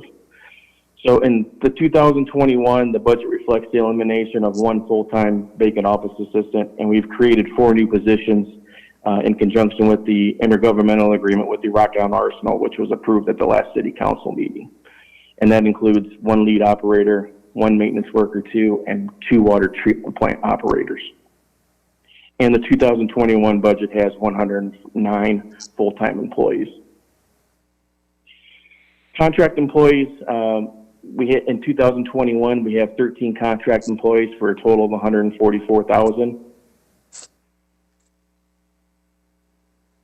So some of our special projects and service contracts, we mentioned some that are not so special or were reoccurring, but I'll go through all of these here quickly. We have our annual pavement patching program. Just one item to note that that cost of $331,000 has been reduced some due to the revenue impacts and estimated collections that we are down. When I did my overview on the Public Works, I believe it was last month or a couple months ago, that number was higher, but that is, we have since reduced that. I believe we were estimating around 475,000. Now we're looking at 331. Our tree contract that we do annually of $70,000. This includes trimming and tree removals. Our annual mowing contract that we contract out is a multi-year contract currently ongoing. We have a weed spraying contract that was initiated this year and as a 3-year contract as well. We plan to do a street reconstruction at 35th Street between 6th and 7th Avenue and replace the water main. Both the street and the water main are in need of replacement, and it ties in conjunction with the work that Augustana has currently. The 40th Avenue Court Bridge repair, this is being paid for with Rebuild Illinois funding. This project was identified through a bridge inspection with our consultant, and it needs some immediate repairs. So this is going to go next year. Blackhawk Hills Drive, this was originally anticipated for this year. We've been ongoing work with with IDOT and trying to get this project approved. We're making good headway and fully expect to have a letting this spring for this project. Longview Shelter roof, improvements to the Longview Shelter Schwiebert Park dock repair of $130,000. The 24th Street Water Tower storm drain, this is a project that has been, we've been waiting on easements and trying to get lined up for the past couple of years. We've got all the easements, and this project will be moving forward next year as well. Putting a new perimeter fence around the 38th Street Water Tower, and we're doing a required phosphorus study for the EPA permit for both Mill Street and wastewater treatment plant. We're also planning on doing some digester sludge disposal, digester cleaning, and through previous levee inspections, which we just finished ours last Friday, and it went very well. We're being required to put some riprap east of Schwiebert Dock, or east of Schwiebert Park, between the Rock Island Arsenal entrance and Schwiebert Park. So we're going to be doing about $150,000 of riprap in that area. Revenue changes. The 2021 budget does not currently include rate increases. Council approved a rate study to be done earlier this year. We have been working on that with the past 2 months with Stanley Consultants, who was approved. We do anticipate to do a study session Monday night, I believe that's the 23rd, the next council meeting, to present the findings of that study and then look at bringing back increased recommendations if need be. I can tell you that it is showing, and you've looked at some of the cash flows in the document that I'm showing tonight, rate increases are expected, and that's not unexpected with the infrastructure improvements that are needed, both in the treatment side and the distribution side. So moving forward here, service levels, this is a chart of what is needed for a full-time snow operation with backup drivers.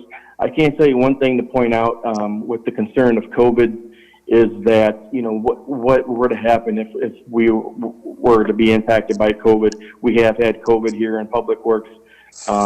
We have members out currently, and everybody's being impacted by that. So we are looking at a contingency plan to see, you know, if, say, you know, X amount of employees were off and we needed backup drivers, how could we do that?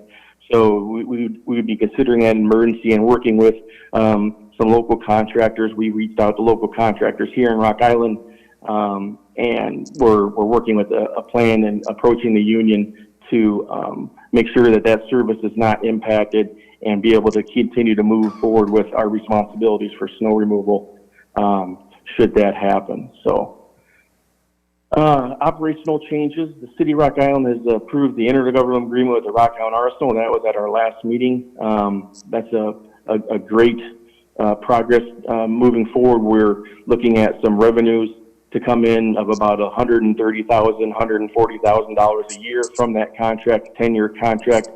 Doing the math, we're looking at $1 to $1.2 million in additional revenue over that 10-year contract, and about 40% of that revenue goes back to the general fund. So we're excited about that. The remainder goes back to the water and sewer enterprise funds that we would be providing the service for. So we need every bit of revenue we can bring back. And also, the City of Rock Island approved the project development agreement with Johnson Controls, which developed the turnkey project focusing on the critical city infrastructure improvements. $7.2 million of that project is wastewater related and associated with our aeration improvements, and we're excited to get that work started. The Public Works Department projects include the following. We're I'm sorry, I got ahead of myself here, but water utility meter improvements, Mill Street wastewater treatment plant aeration improvements, Southwest wastewater aeration improvements, LED street lighting retrofits, both interior and exterior LED lighting upgrades for our city facilities, HVAC upgrades for City Hall, and Public Works facility for the HVAC rooftop units. Grants, we receive a grant from the Rock Island County Waste Management Association every year. That is for $29,264, and that's applied to the tipping fees that are paid that are tabulated in Rock Island County, and then they disperse those funds back to the municipalities in Rock Island County, and we use those funds to offset tipping fees. It helps with our special pickup collections, recycling, those type of things. Professional development decreased $3,600 this year from 20 to 21. It's actually a lot less than that, as everyone else has mentioned. We were impacted just like everyone else was with 2020 and COVID. We did not go anywhere. We did not do any professional development that couldn't be done remotely. So that just didn't move forward. So we expect that to be significantly less. The CIP, we have projects on the CIP that was presented earlier in a study session, and we went over that. Utilities, we have some details attached. Going through this slide here, again, looking at staffing levels, we have these highlighted areas for the municipal services superintendent. That has been vacant since late 2018. The maintenance worker 2, that is an increase for the Rock Island Arsenal intergovernmental contract, along with the water treatment operators. The office assistant 3, which we will not be replacing, that was the assistant in the engineering department. So looking at total staffing, we have 109 full-time employees, which is an increase of 4, but again, related to the agreement. And, you know, I'm meeting with Randy tomorrow, just so everyone knows, and we're going to discuss these positions that are vacant of the 11 mentioned at the beginning of this presentation, and discussing how we move forward, what we can leave open, what needs to be filled, and I'm sure you'll be seeing that in the near future here. Moving forward, continue here on the employment service. This is just a more in-depth look at where our seasonal employees go. We have 4 employees for the marina, 2 in stormwater, 1 in water distribution, 2 in parks maintenance, 1 in street maintenance, and 3 for our annual leaf collection in the fall.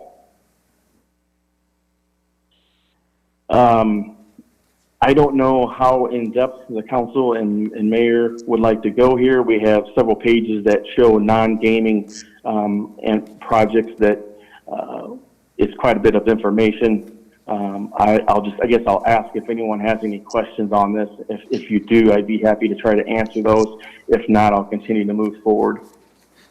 I think that's the best way to handle it. Just people have had this in advance. If they had any questions on this list, they can ask them.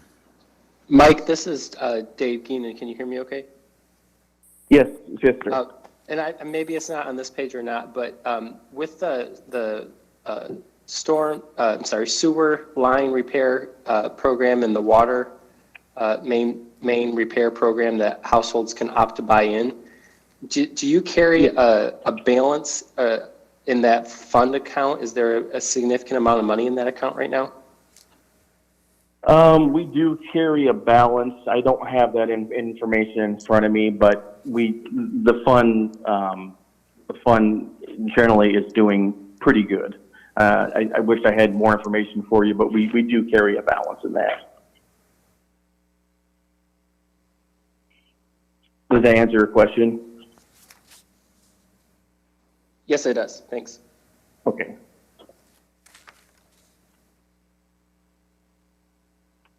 All right, I'm continuing to move forward here. I'm at the grant worksheet for the Rock Island County Waste Management. I went over that already. I'll continue to move forward. This just shows on that grant worksheet shows what we use that for. And what it does is we use those funds to offset our tipping fees that we pay every year to dispose of the solid waste for all residents and special pickups.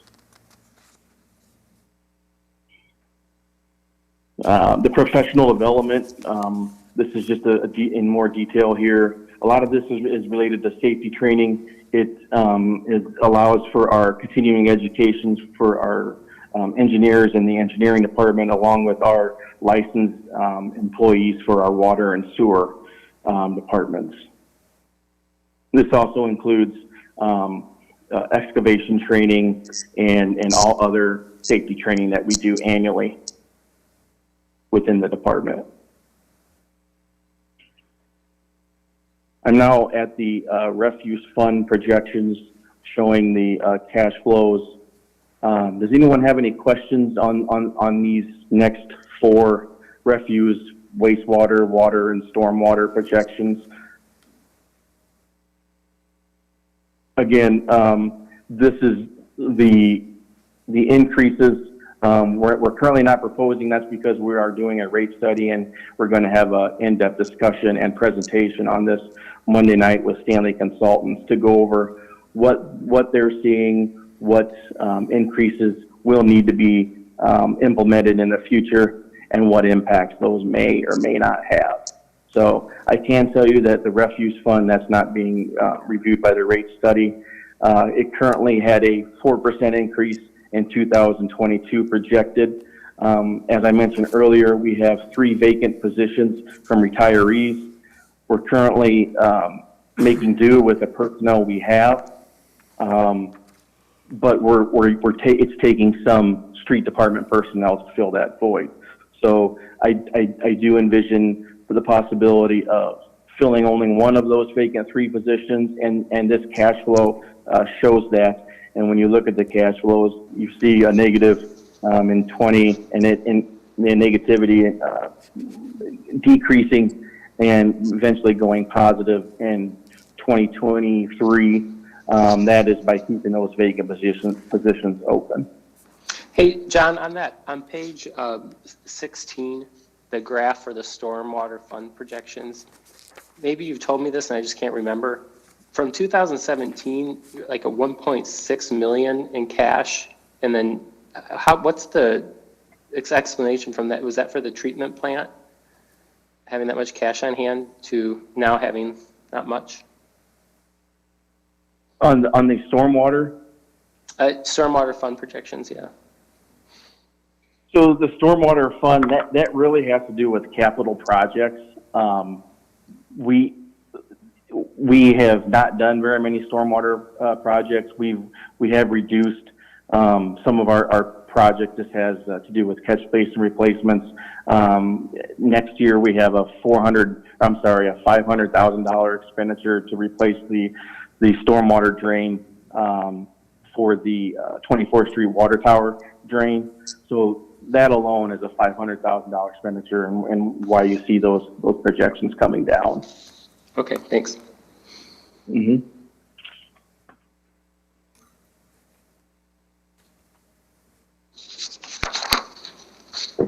Is there any other questions on the fund projections?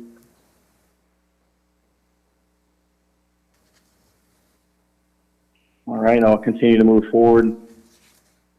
I'm at the Public Works Department organizational chart. Does anyone have any questions? Again, this is all more overview.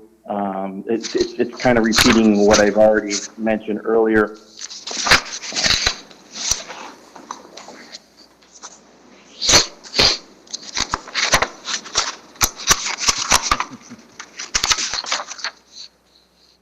I'm hearing a lot of background noise, so I don't know. I'm not hearing any questions. Anybody have any questions of Mike on that? Okay. Yep. Is there any other questions on the remaining pages that I have here? I'd be happy to answer those. Looking at expenditures, when you look at total department expenditures, Public Works as a whole is down 12%. I think that shows that we are holding the line here, offering up those cuts and trying to do what we can with what we have.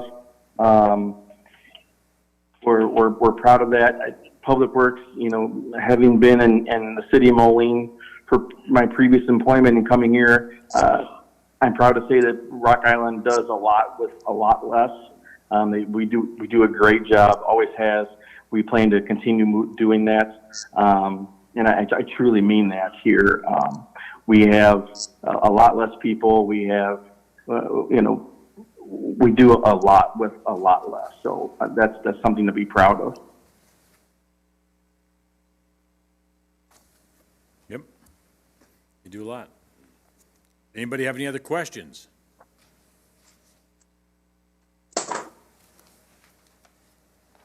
I'm not hearing any. Thank you, Mike. All right. Thank you very much. Community Economic. I'm not sure who's presenting this one. I'm on, Mike Colleen. It's Colleen. All right. So we're remaining steady with our 22.19 FTEs. We did not fill the CED director position, a planner 2 position, an OA position, and the CBO position. Those remained open in 2020, and Randy and I haven't had a conversation about where those are going for 2021, but I've been doing some other budgetary work, and I'm kind of thinking that probably 3 out of those 4 positions will remain vacant for 2021. So we don't expect to have any staffing changes throughout 2021, but we are looking at a retirement at the end of 2021. And I will be working on the severance and all of that within our budget over the next couple of months after we enter into 2021.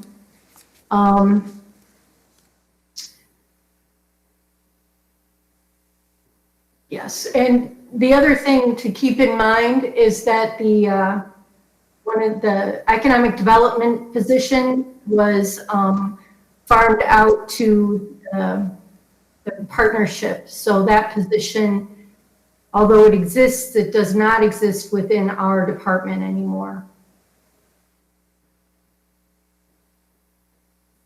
Can you scroll up? whoever's scrolling. No, we're scroll down, I guess. Thank you. We don't really, we don't have any special contracts in CED. We enter into agreements, and we are looking at closing out McLaughlin Body in 2021. We have, by December, we will bring to council all of the proposed projects to close out and close down the downtown TIF. We do have the potential for the class buildings redevelopment. Tara is working on that. And we're still waiting for to hear about the federal courthouse project. So as soon as we know that, we'll have more information to bring to council about where that's going to be. If it is going to be in an existing TIF, then we will be looking at working with the developers and everything to help in that area with some incentives. So a lot of what we get is from the CIP. And so we have a lot of redevelopment agreements and property tax rebates. Because the 201 TIF is going to be ending, all of the rebates, the new construction property tax rebates that we were paying out of 201 has now been, we had to move it into 101, and we'll pay them out until they expire. Some of these are actually, Jackson Square will end here in the next year to 2 years. So as we start to reevaluate how we're doing things and the incentives that we're providing to businesses, we're actually looking at how to do this different and how to do it better. So, you know, the partnership, they're working on all those kinds of things with Randy and the mayor, so they will be better suited to give you information about that. For our grants, we of course have our entitlement grant, the Community Development Block Grant. I estimated our budget for that to be $1,250,000. We will not know how much money we're actually going to get until probably April. That's typically when HUD comes out with all of its allocations. So in order for us to be able to move forward in the budgeting process, I have to come up with an estimated budget. Once I know what that funding is going to actually be, then I come back to council with a budget adjustment to address the additional funding. It's typically been additional. You know, there's a very good possibility that in the future it could be actually less than that. We are in the second year of our LUD Healthy Home Grant, and we have applied for $250,000 from IDA to do housing rehabilitation that would be work in conjunction with what we're already doing in our neighborhood housing programs. So I'm still waiting to hear on that. And then I will be closing out our abandoned residential property grant this year because we will have spent it all by December 31st. We did 3 different demolitions using that money. And then we also used part of those funds to address our project house, cleaning it out and doing some other things. So that grant has been a wonderful tool, and we will be applying for that again when it becomes available. We are looking at additional revenue through the work that we're doing with ProChamps, and we expect to have an increase in revenue on the property registration. So, but we don't know what that's going to look like yet. So as soon as that's implemented, I'll sit down and put together a some kind of a sheet that kind of projects out where we're going to be. Once we get that up and running, then we're going to look at other avenues to move that ProChamps process into rental, those kinds of things.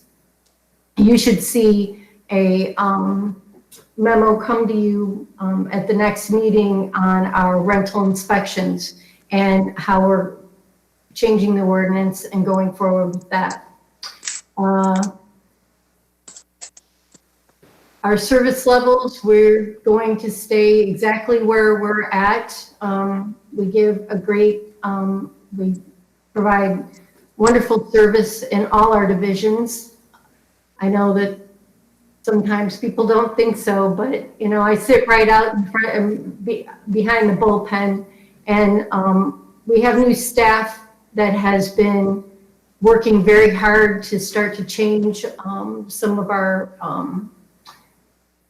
the way we're interacting with our customers, and that seems to be going well. And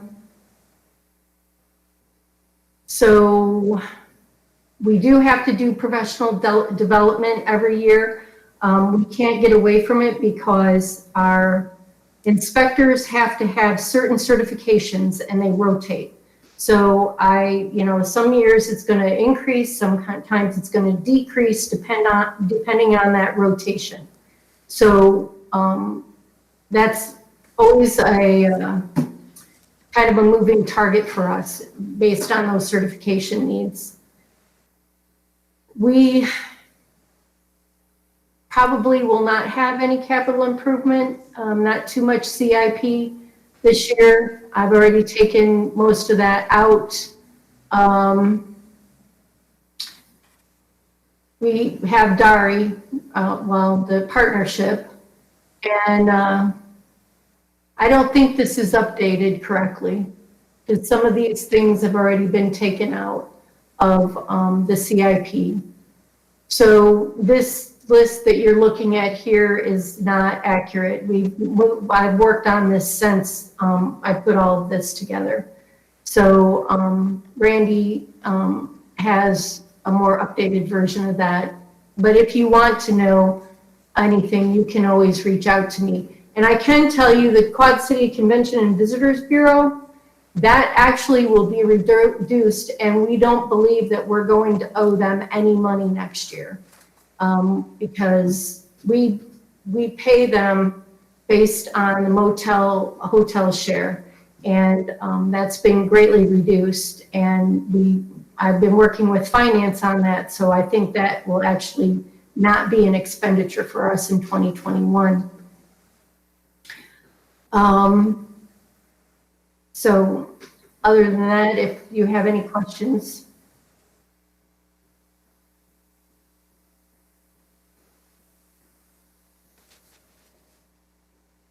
No questions? All right, it's a quiet group. Thank you very much. Thank you.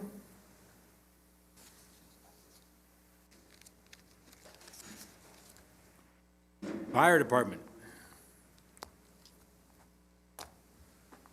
There's a scrap metal yard down there. No.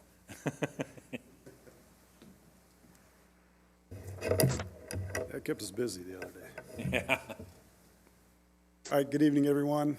Just a quick presentation on the fire department budget for calendar year 2021. As far as staffing, we did hire 2 employees in 2020 to replace one member who retired and one who resigned.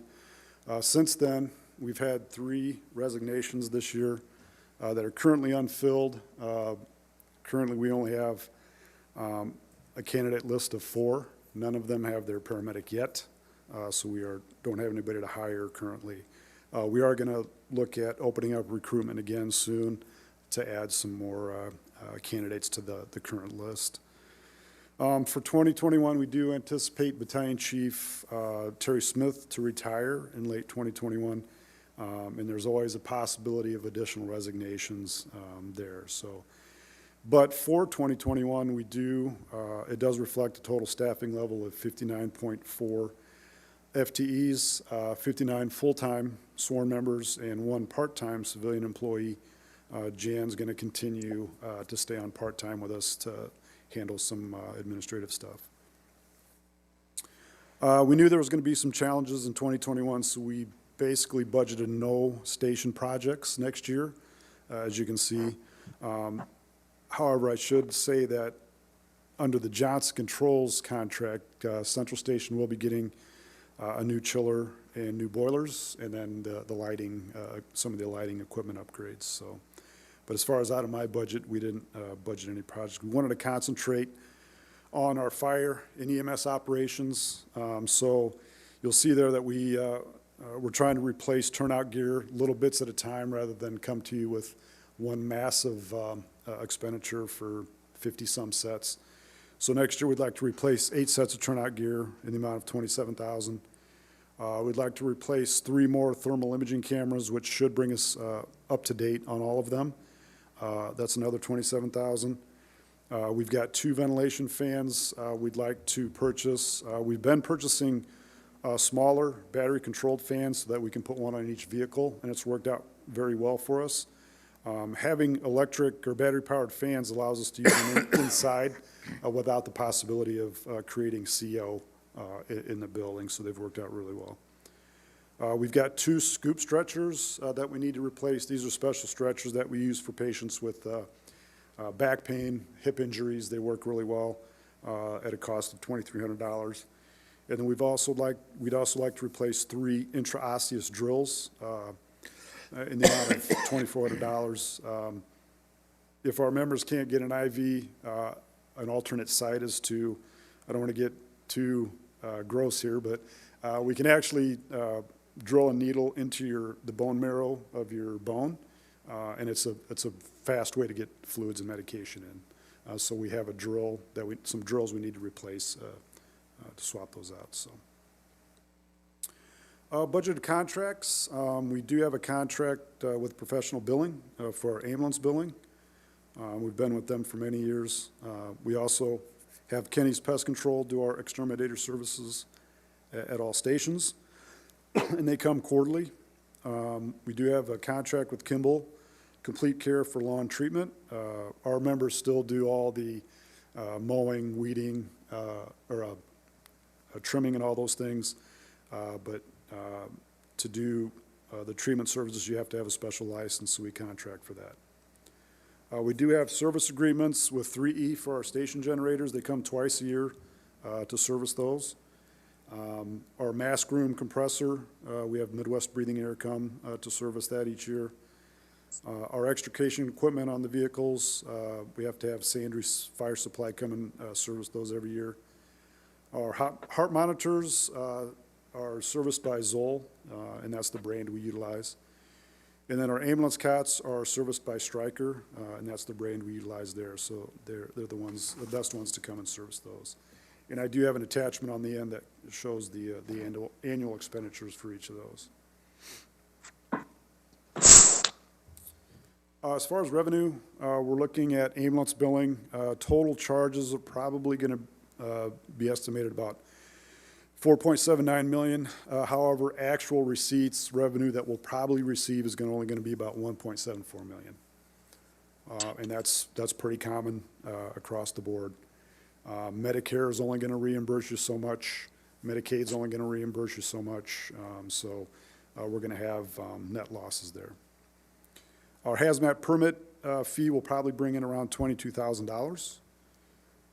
Foreign fire tax fund each year is kind of up and down, but we're probably averaging around $58,000. This year was a little more. And then our Safe Kids donations are typically around $400 each year. And that helps to fund our car seat program. As far as level of service, no changes anticipated in calendar year 2021. Operationally, no changes there in 2021 either. As far as grants, this year we did receive funding through the FEMA AFG program in the amount of $8,800 or $8,875 to purchase PPE in continued response to COVID-19. We should have some of that equipment arriving next week, and then additional equipment beyond that. We did award the bids to 2 different companies, and so we should start getting that equipment in.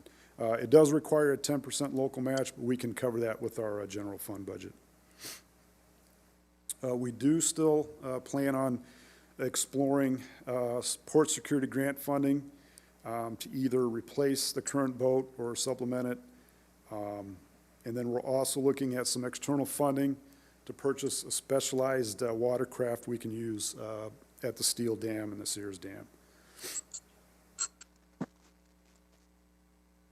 As far as professional development on the firefighting side, we're anticipating with the retirements and the openings this year that we'll have to send 4 members to the academy next year. We have 2 members that are on the technical rescue training roster and 2 members on the hazmat technician training roster. And a majority of those expenses are reimbursed from MABUS through the ITTF grant funding. And so basically the only thing we really have to pay for or cover are meals. So we would like to send 4 members to a specialized extrication course. That way it gets all of our members trained up to that level. We've been sending so many members each year to this training so that we get everybody trained at the same level. There's another course offered at the Fire Service Institute, the Command and Company Officer School, specially designed for our company officers and our command officers, and we'd like to send 4 members to that. In addition, Chief Graff has asked that we have an external vendor bring in a flashover simulator training. This can be brought in, I think the company's out of Amboy, Illinois, and that's roughly $5,000, but it's extremely valuable training for our members. On the fire prevention side, each of our investigators has to recertify every 4 years. And so what we like to do is send a portion of them to a training summit in spring, and the other portion, or the other half of them, to a summit or a training conference in the fall. And what this does is it allows them to obtain enough hours and points to recertify every 4 years. On the EMS side, Lieutenant Rogers requests to attend the Tri-State EMS Summit in Dubuque every year. It's a 2-day training summit. He networks with experts from all over the region to make sure that we're on the cutting edge of our EMS procedures and treatment. We also have a handful of members who require National Registry renewals. And then the final thing under that is this year, we wanted to send Captain Briggs and Lieutenant Rogers to the Image Trend Training Conference. The Image Trend software is the primary software we use for everything operationally. Our fire reports, EMS reports, our scheduling, you name it, we utilize this software. And we'd like to send Captain Briggs and Lieutenant Rogers to the training summit. That way they can work specifically with the software engineers, the software developers at Image Trend to really learn that system in and out. So, and that takes place up at their headquarters in Minnesota. And again, they were not able to go this year because of COVID, so we'd like to send them next year. As far as capital budget, you can see there that we've got a few projects we submitted over the next 4 years. There was 4 projects we submitted for next year's capital budget, but none are being recommended for funding. So we'll have to push those off to subsequent years. So no capital projects for the fire department next year. The next couple sheets just kind of go through our org chart. in our staffing. Again, we'll stay similar in our FTEs as the past couple of years. Page 6, you'll see that it gives a breakdown of our service contracts and the expenditures for each of those.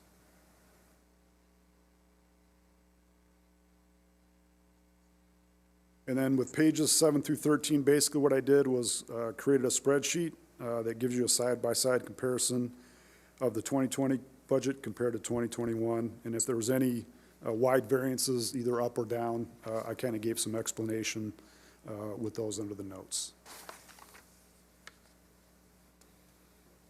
That's about all I got for you, Mayor. Very good. Does anyone have questions for the chief? This is Alderman Sturgis. I have one question, please. Yes, sir. Do you have any information about, you mentioned that you specialize boats for the steel and the Sears Dam. Do you have any information about whether those will continue to be in existence in the future, the dams, that is? Or whether they'll be removed? That's a good question. I can't answer that. I'm not sure if Mike's still on the line or if Randy knows what DNR's plans are for those. I thought I heard something, but not a lot of specifics. There are no specifics. So they've mentioned to us that it's in their plans, that they at some point would eliminate those, but they won't give us anything in writing.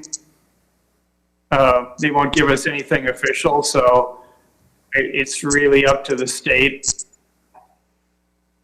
I heard one time 5 to 7 years. Yeah, so for the Alderman study. Spadettis, we keep having incidences at those locations, and it's starting to get pretty frustrating for our members.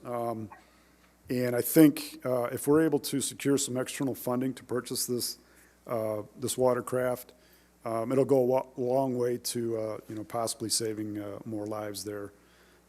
We've already kind of spoken at length with the Blackhawk Fire Department, and they're agreeing that they'll assist us, but we'll probably take the lead in staffing it and training on it. I think Alderman Poulos has seen this device or this watercraft, and it's pretty amazing in what it can do as far as rescues in a low-head dam. Thank you, Chief. Sure. Any other questions of the chief? Does that, on that special watercraft, does that include the storage area? No, that's something that we'll have to come up with. Initially, right now, we're looking at maybe putting it on a trailer that's enclosed. Right. With some kind of a door that comes down as a ramp that we can roll it off. That way we can kind of move it around as needed. But yeah, we'll have to come up with something. I've seen the watercraft, and it's a game changer. Yeah, absolutely. For the safety of your guys and for the citizens as well.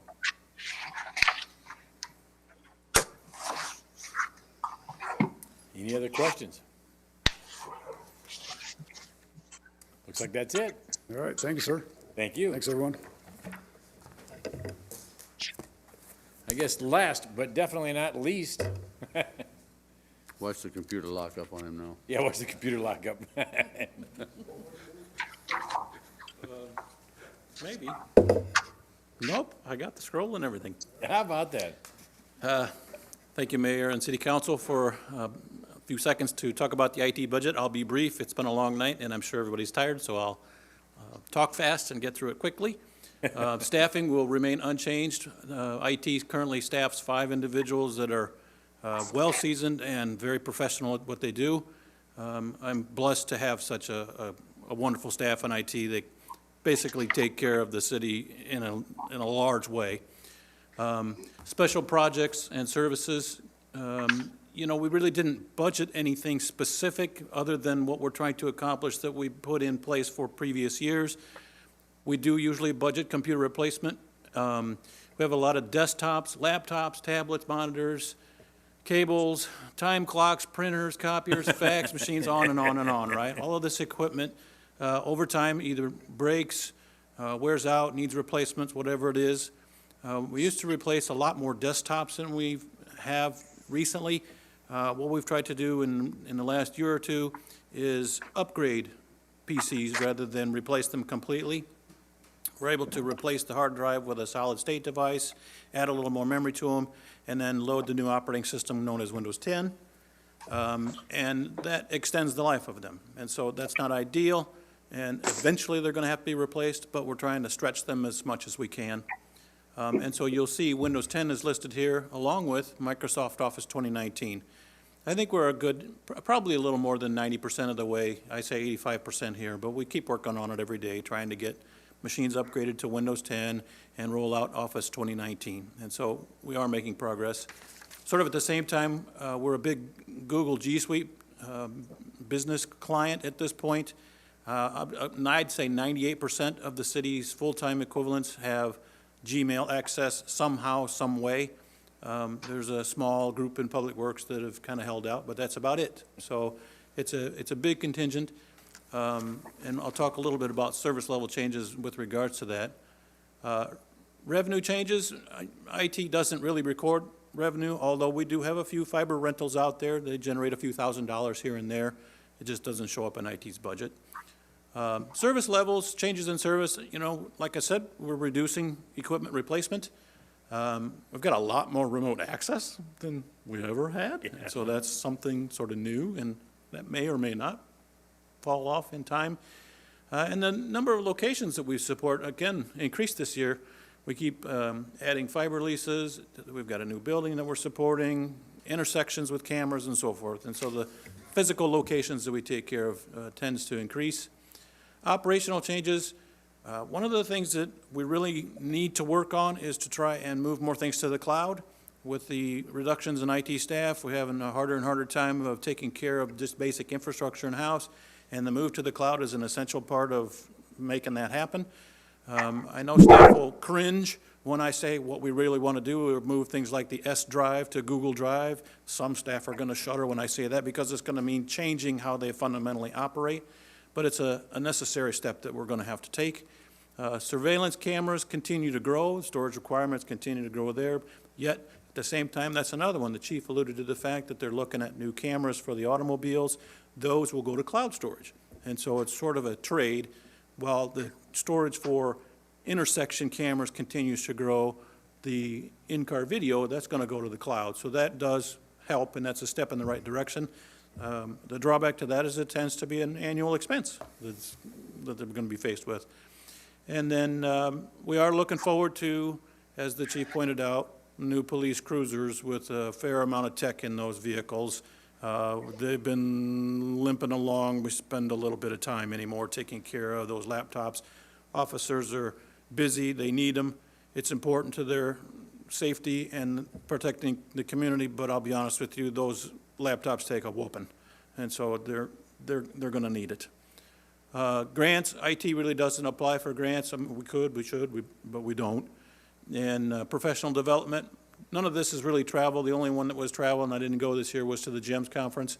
That's a wonderful opportunity to meet with other IT directors in other communities to see what's going on new technology-wise. A lot of times the state shows up and shares what they're working on.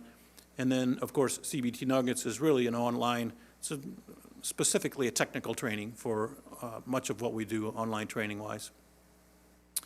Again, this points out the staffing. One thing I reference just because it's in the chart is IT staffing really has reduced over the years. You know, from 2017, 2018, 2019, we've lost a little bit every time. At one point, there were as many as 8 IT people involved, and we're down to 5 at this stage. And so we're doing as best we can, but I'll be honest with you, with everything that's going on, there are days when there's only 3 of us in the office, and it can be an impact at times to keeping things going. Contracts, I'd say a good 41% of IT's budget overall is for contracts. And I shared a spreadsheet with you. The yellow ones are the ones that I'm expecting increases on. The green ones are the ones that maybe went down a little bit. That's IT. any questions that I can answer? No questions? Thank you. Man, that was quick and easy.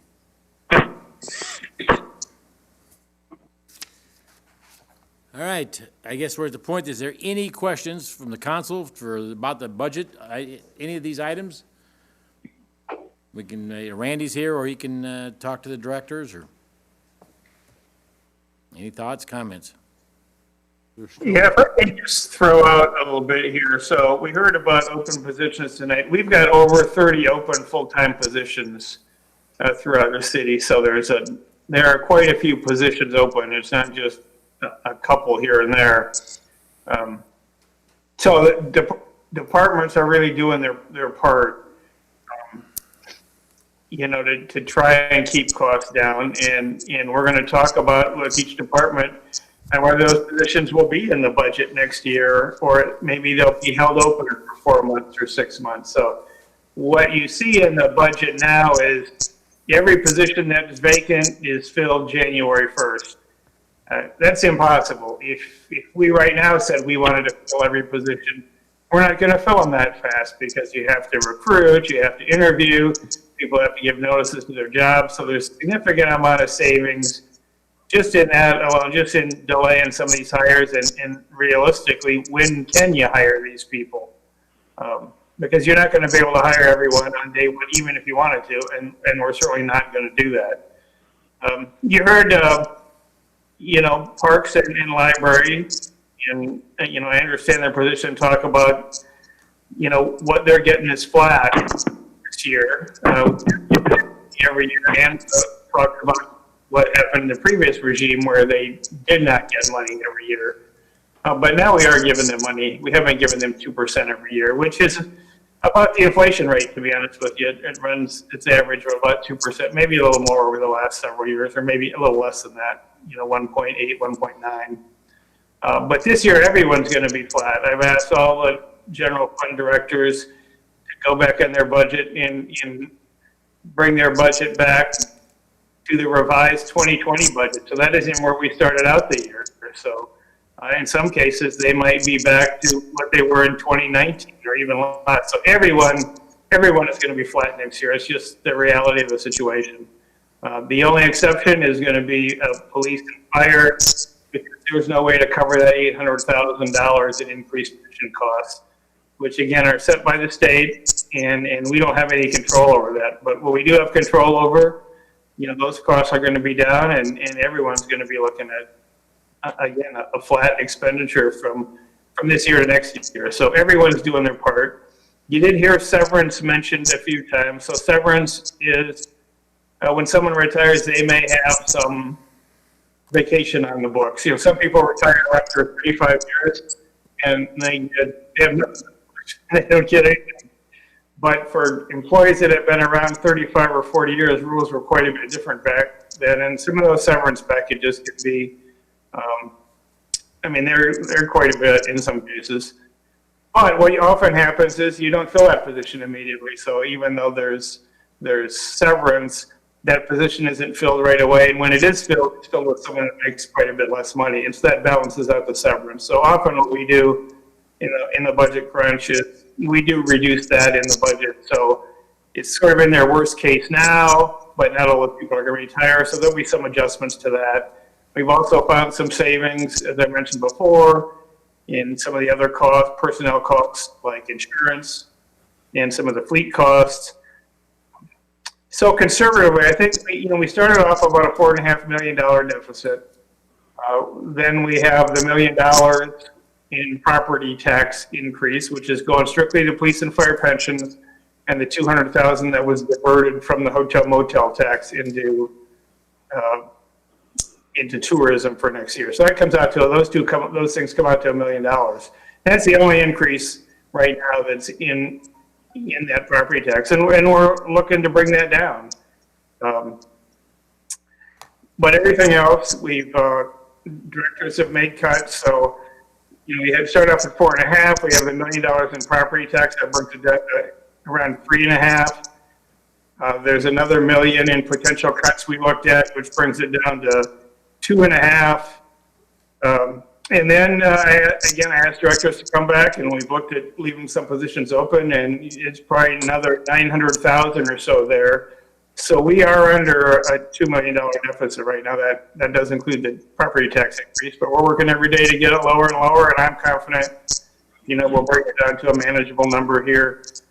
And we're not gonna know that here in another week, but I think we'll know that by the first week in December. So trust us when I say we're working every single day on this.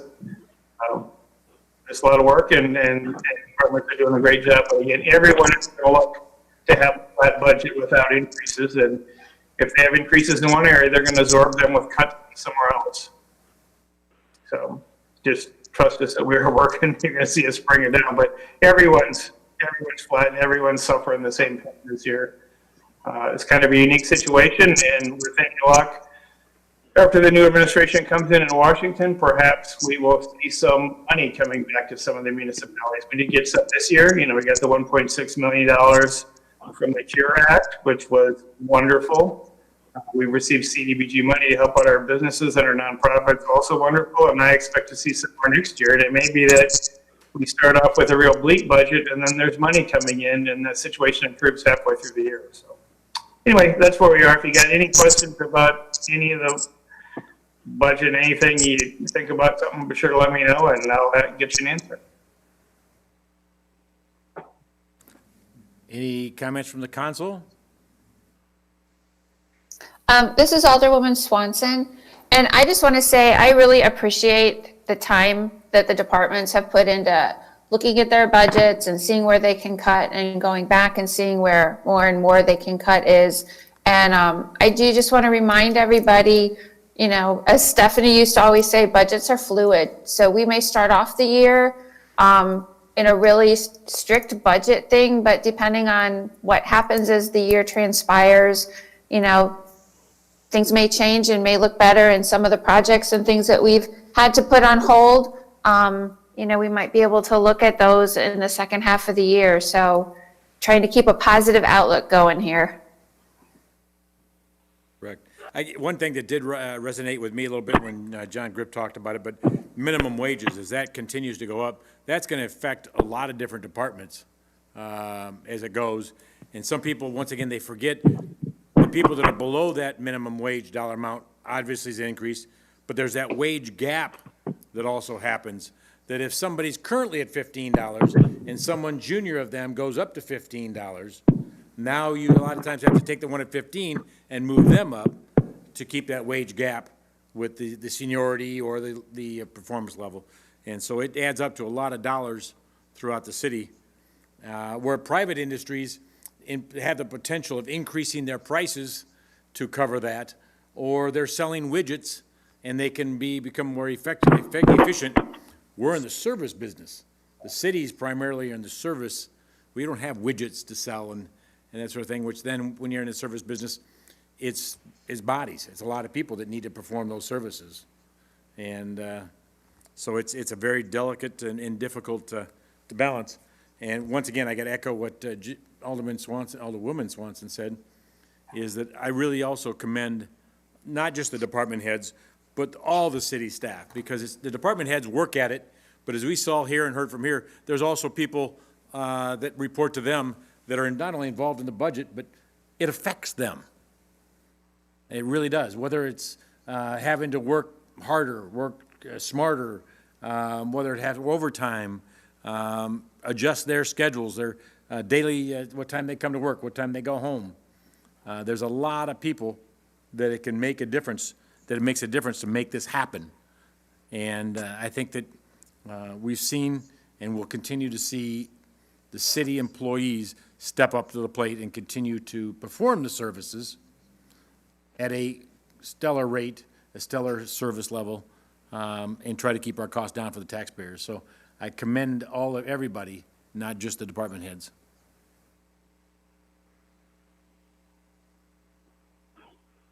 Any other things for the good of the cause? Linda's turned her mic on. Oh, we got to do roll call. I need a motion to adjourn. So moved. I need a second. It's moved to second. We need to do a roll call because we're virtual. Alderman Hurt, Yeah. Alderman Spargettis, Yes. Alderwoman Swanson, Yes. Alderman Parker, Aye. Alderman Pulis, Aye. Alderman Geenan. Aye. 6-0, motion carries. We're adjourned until a week from tonight.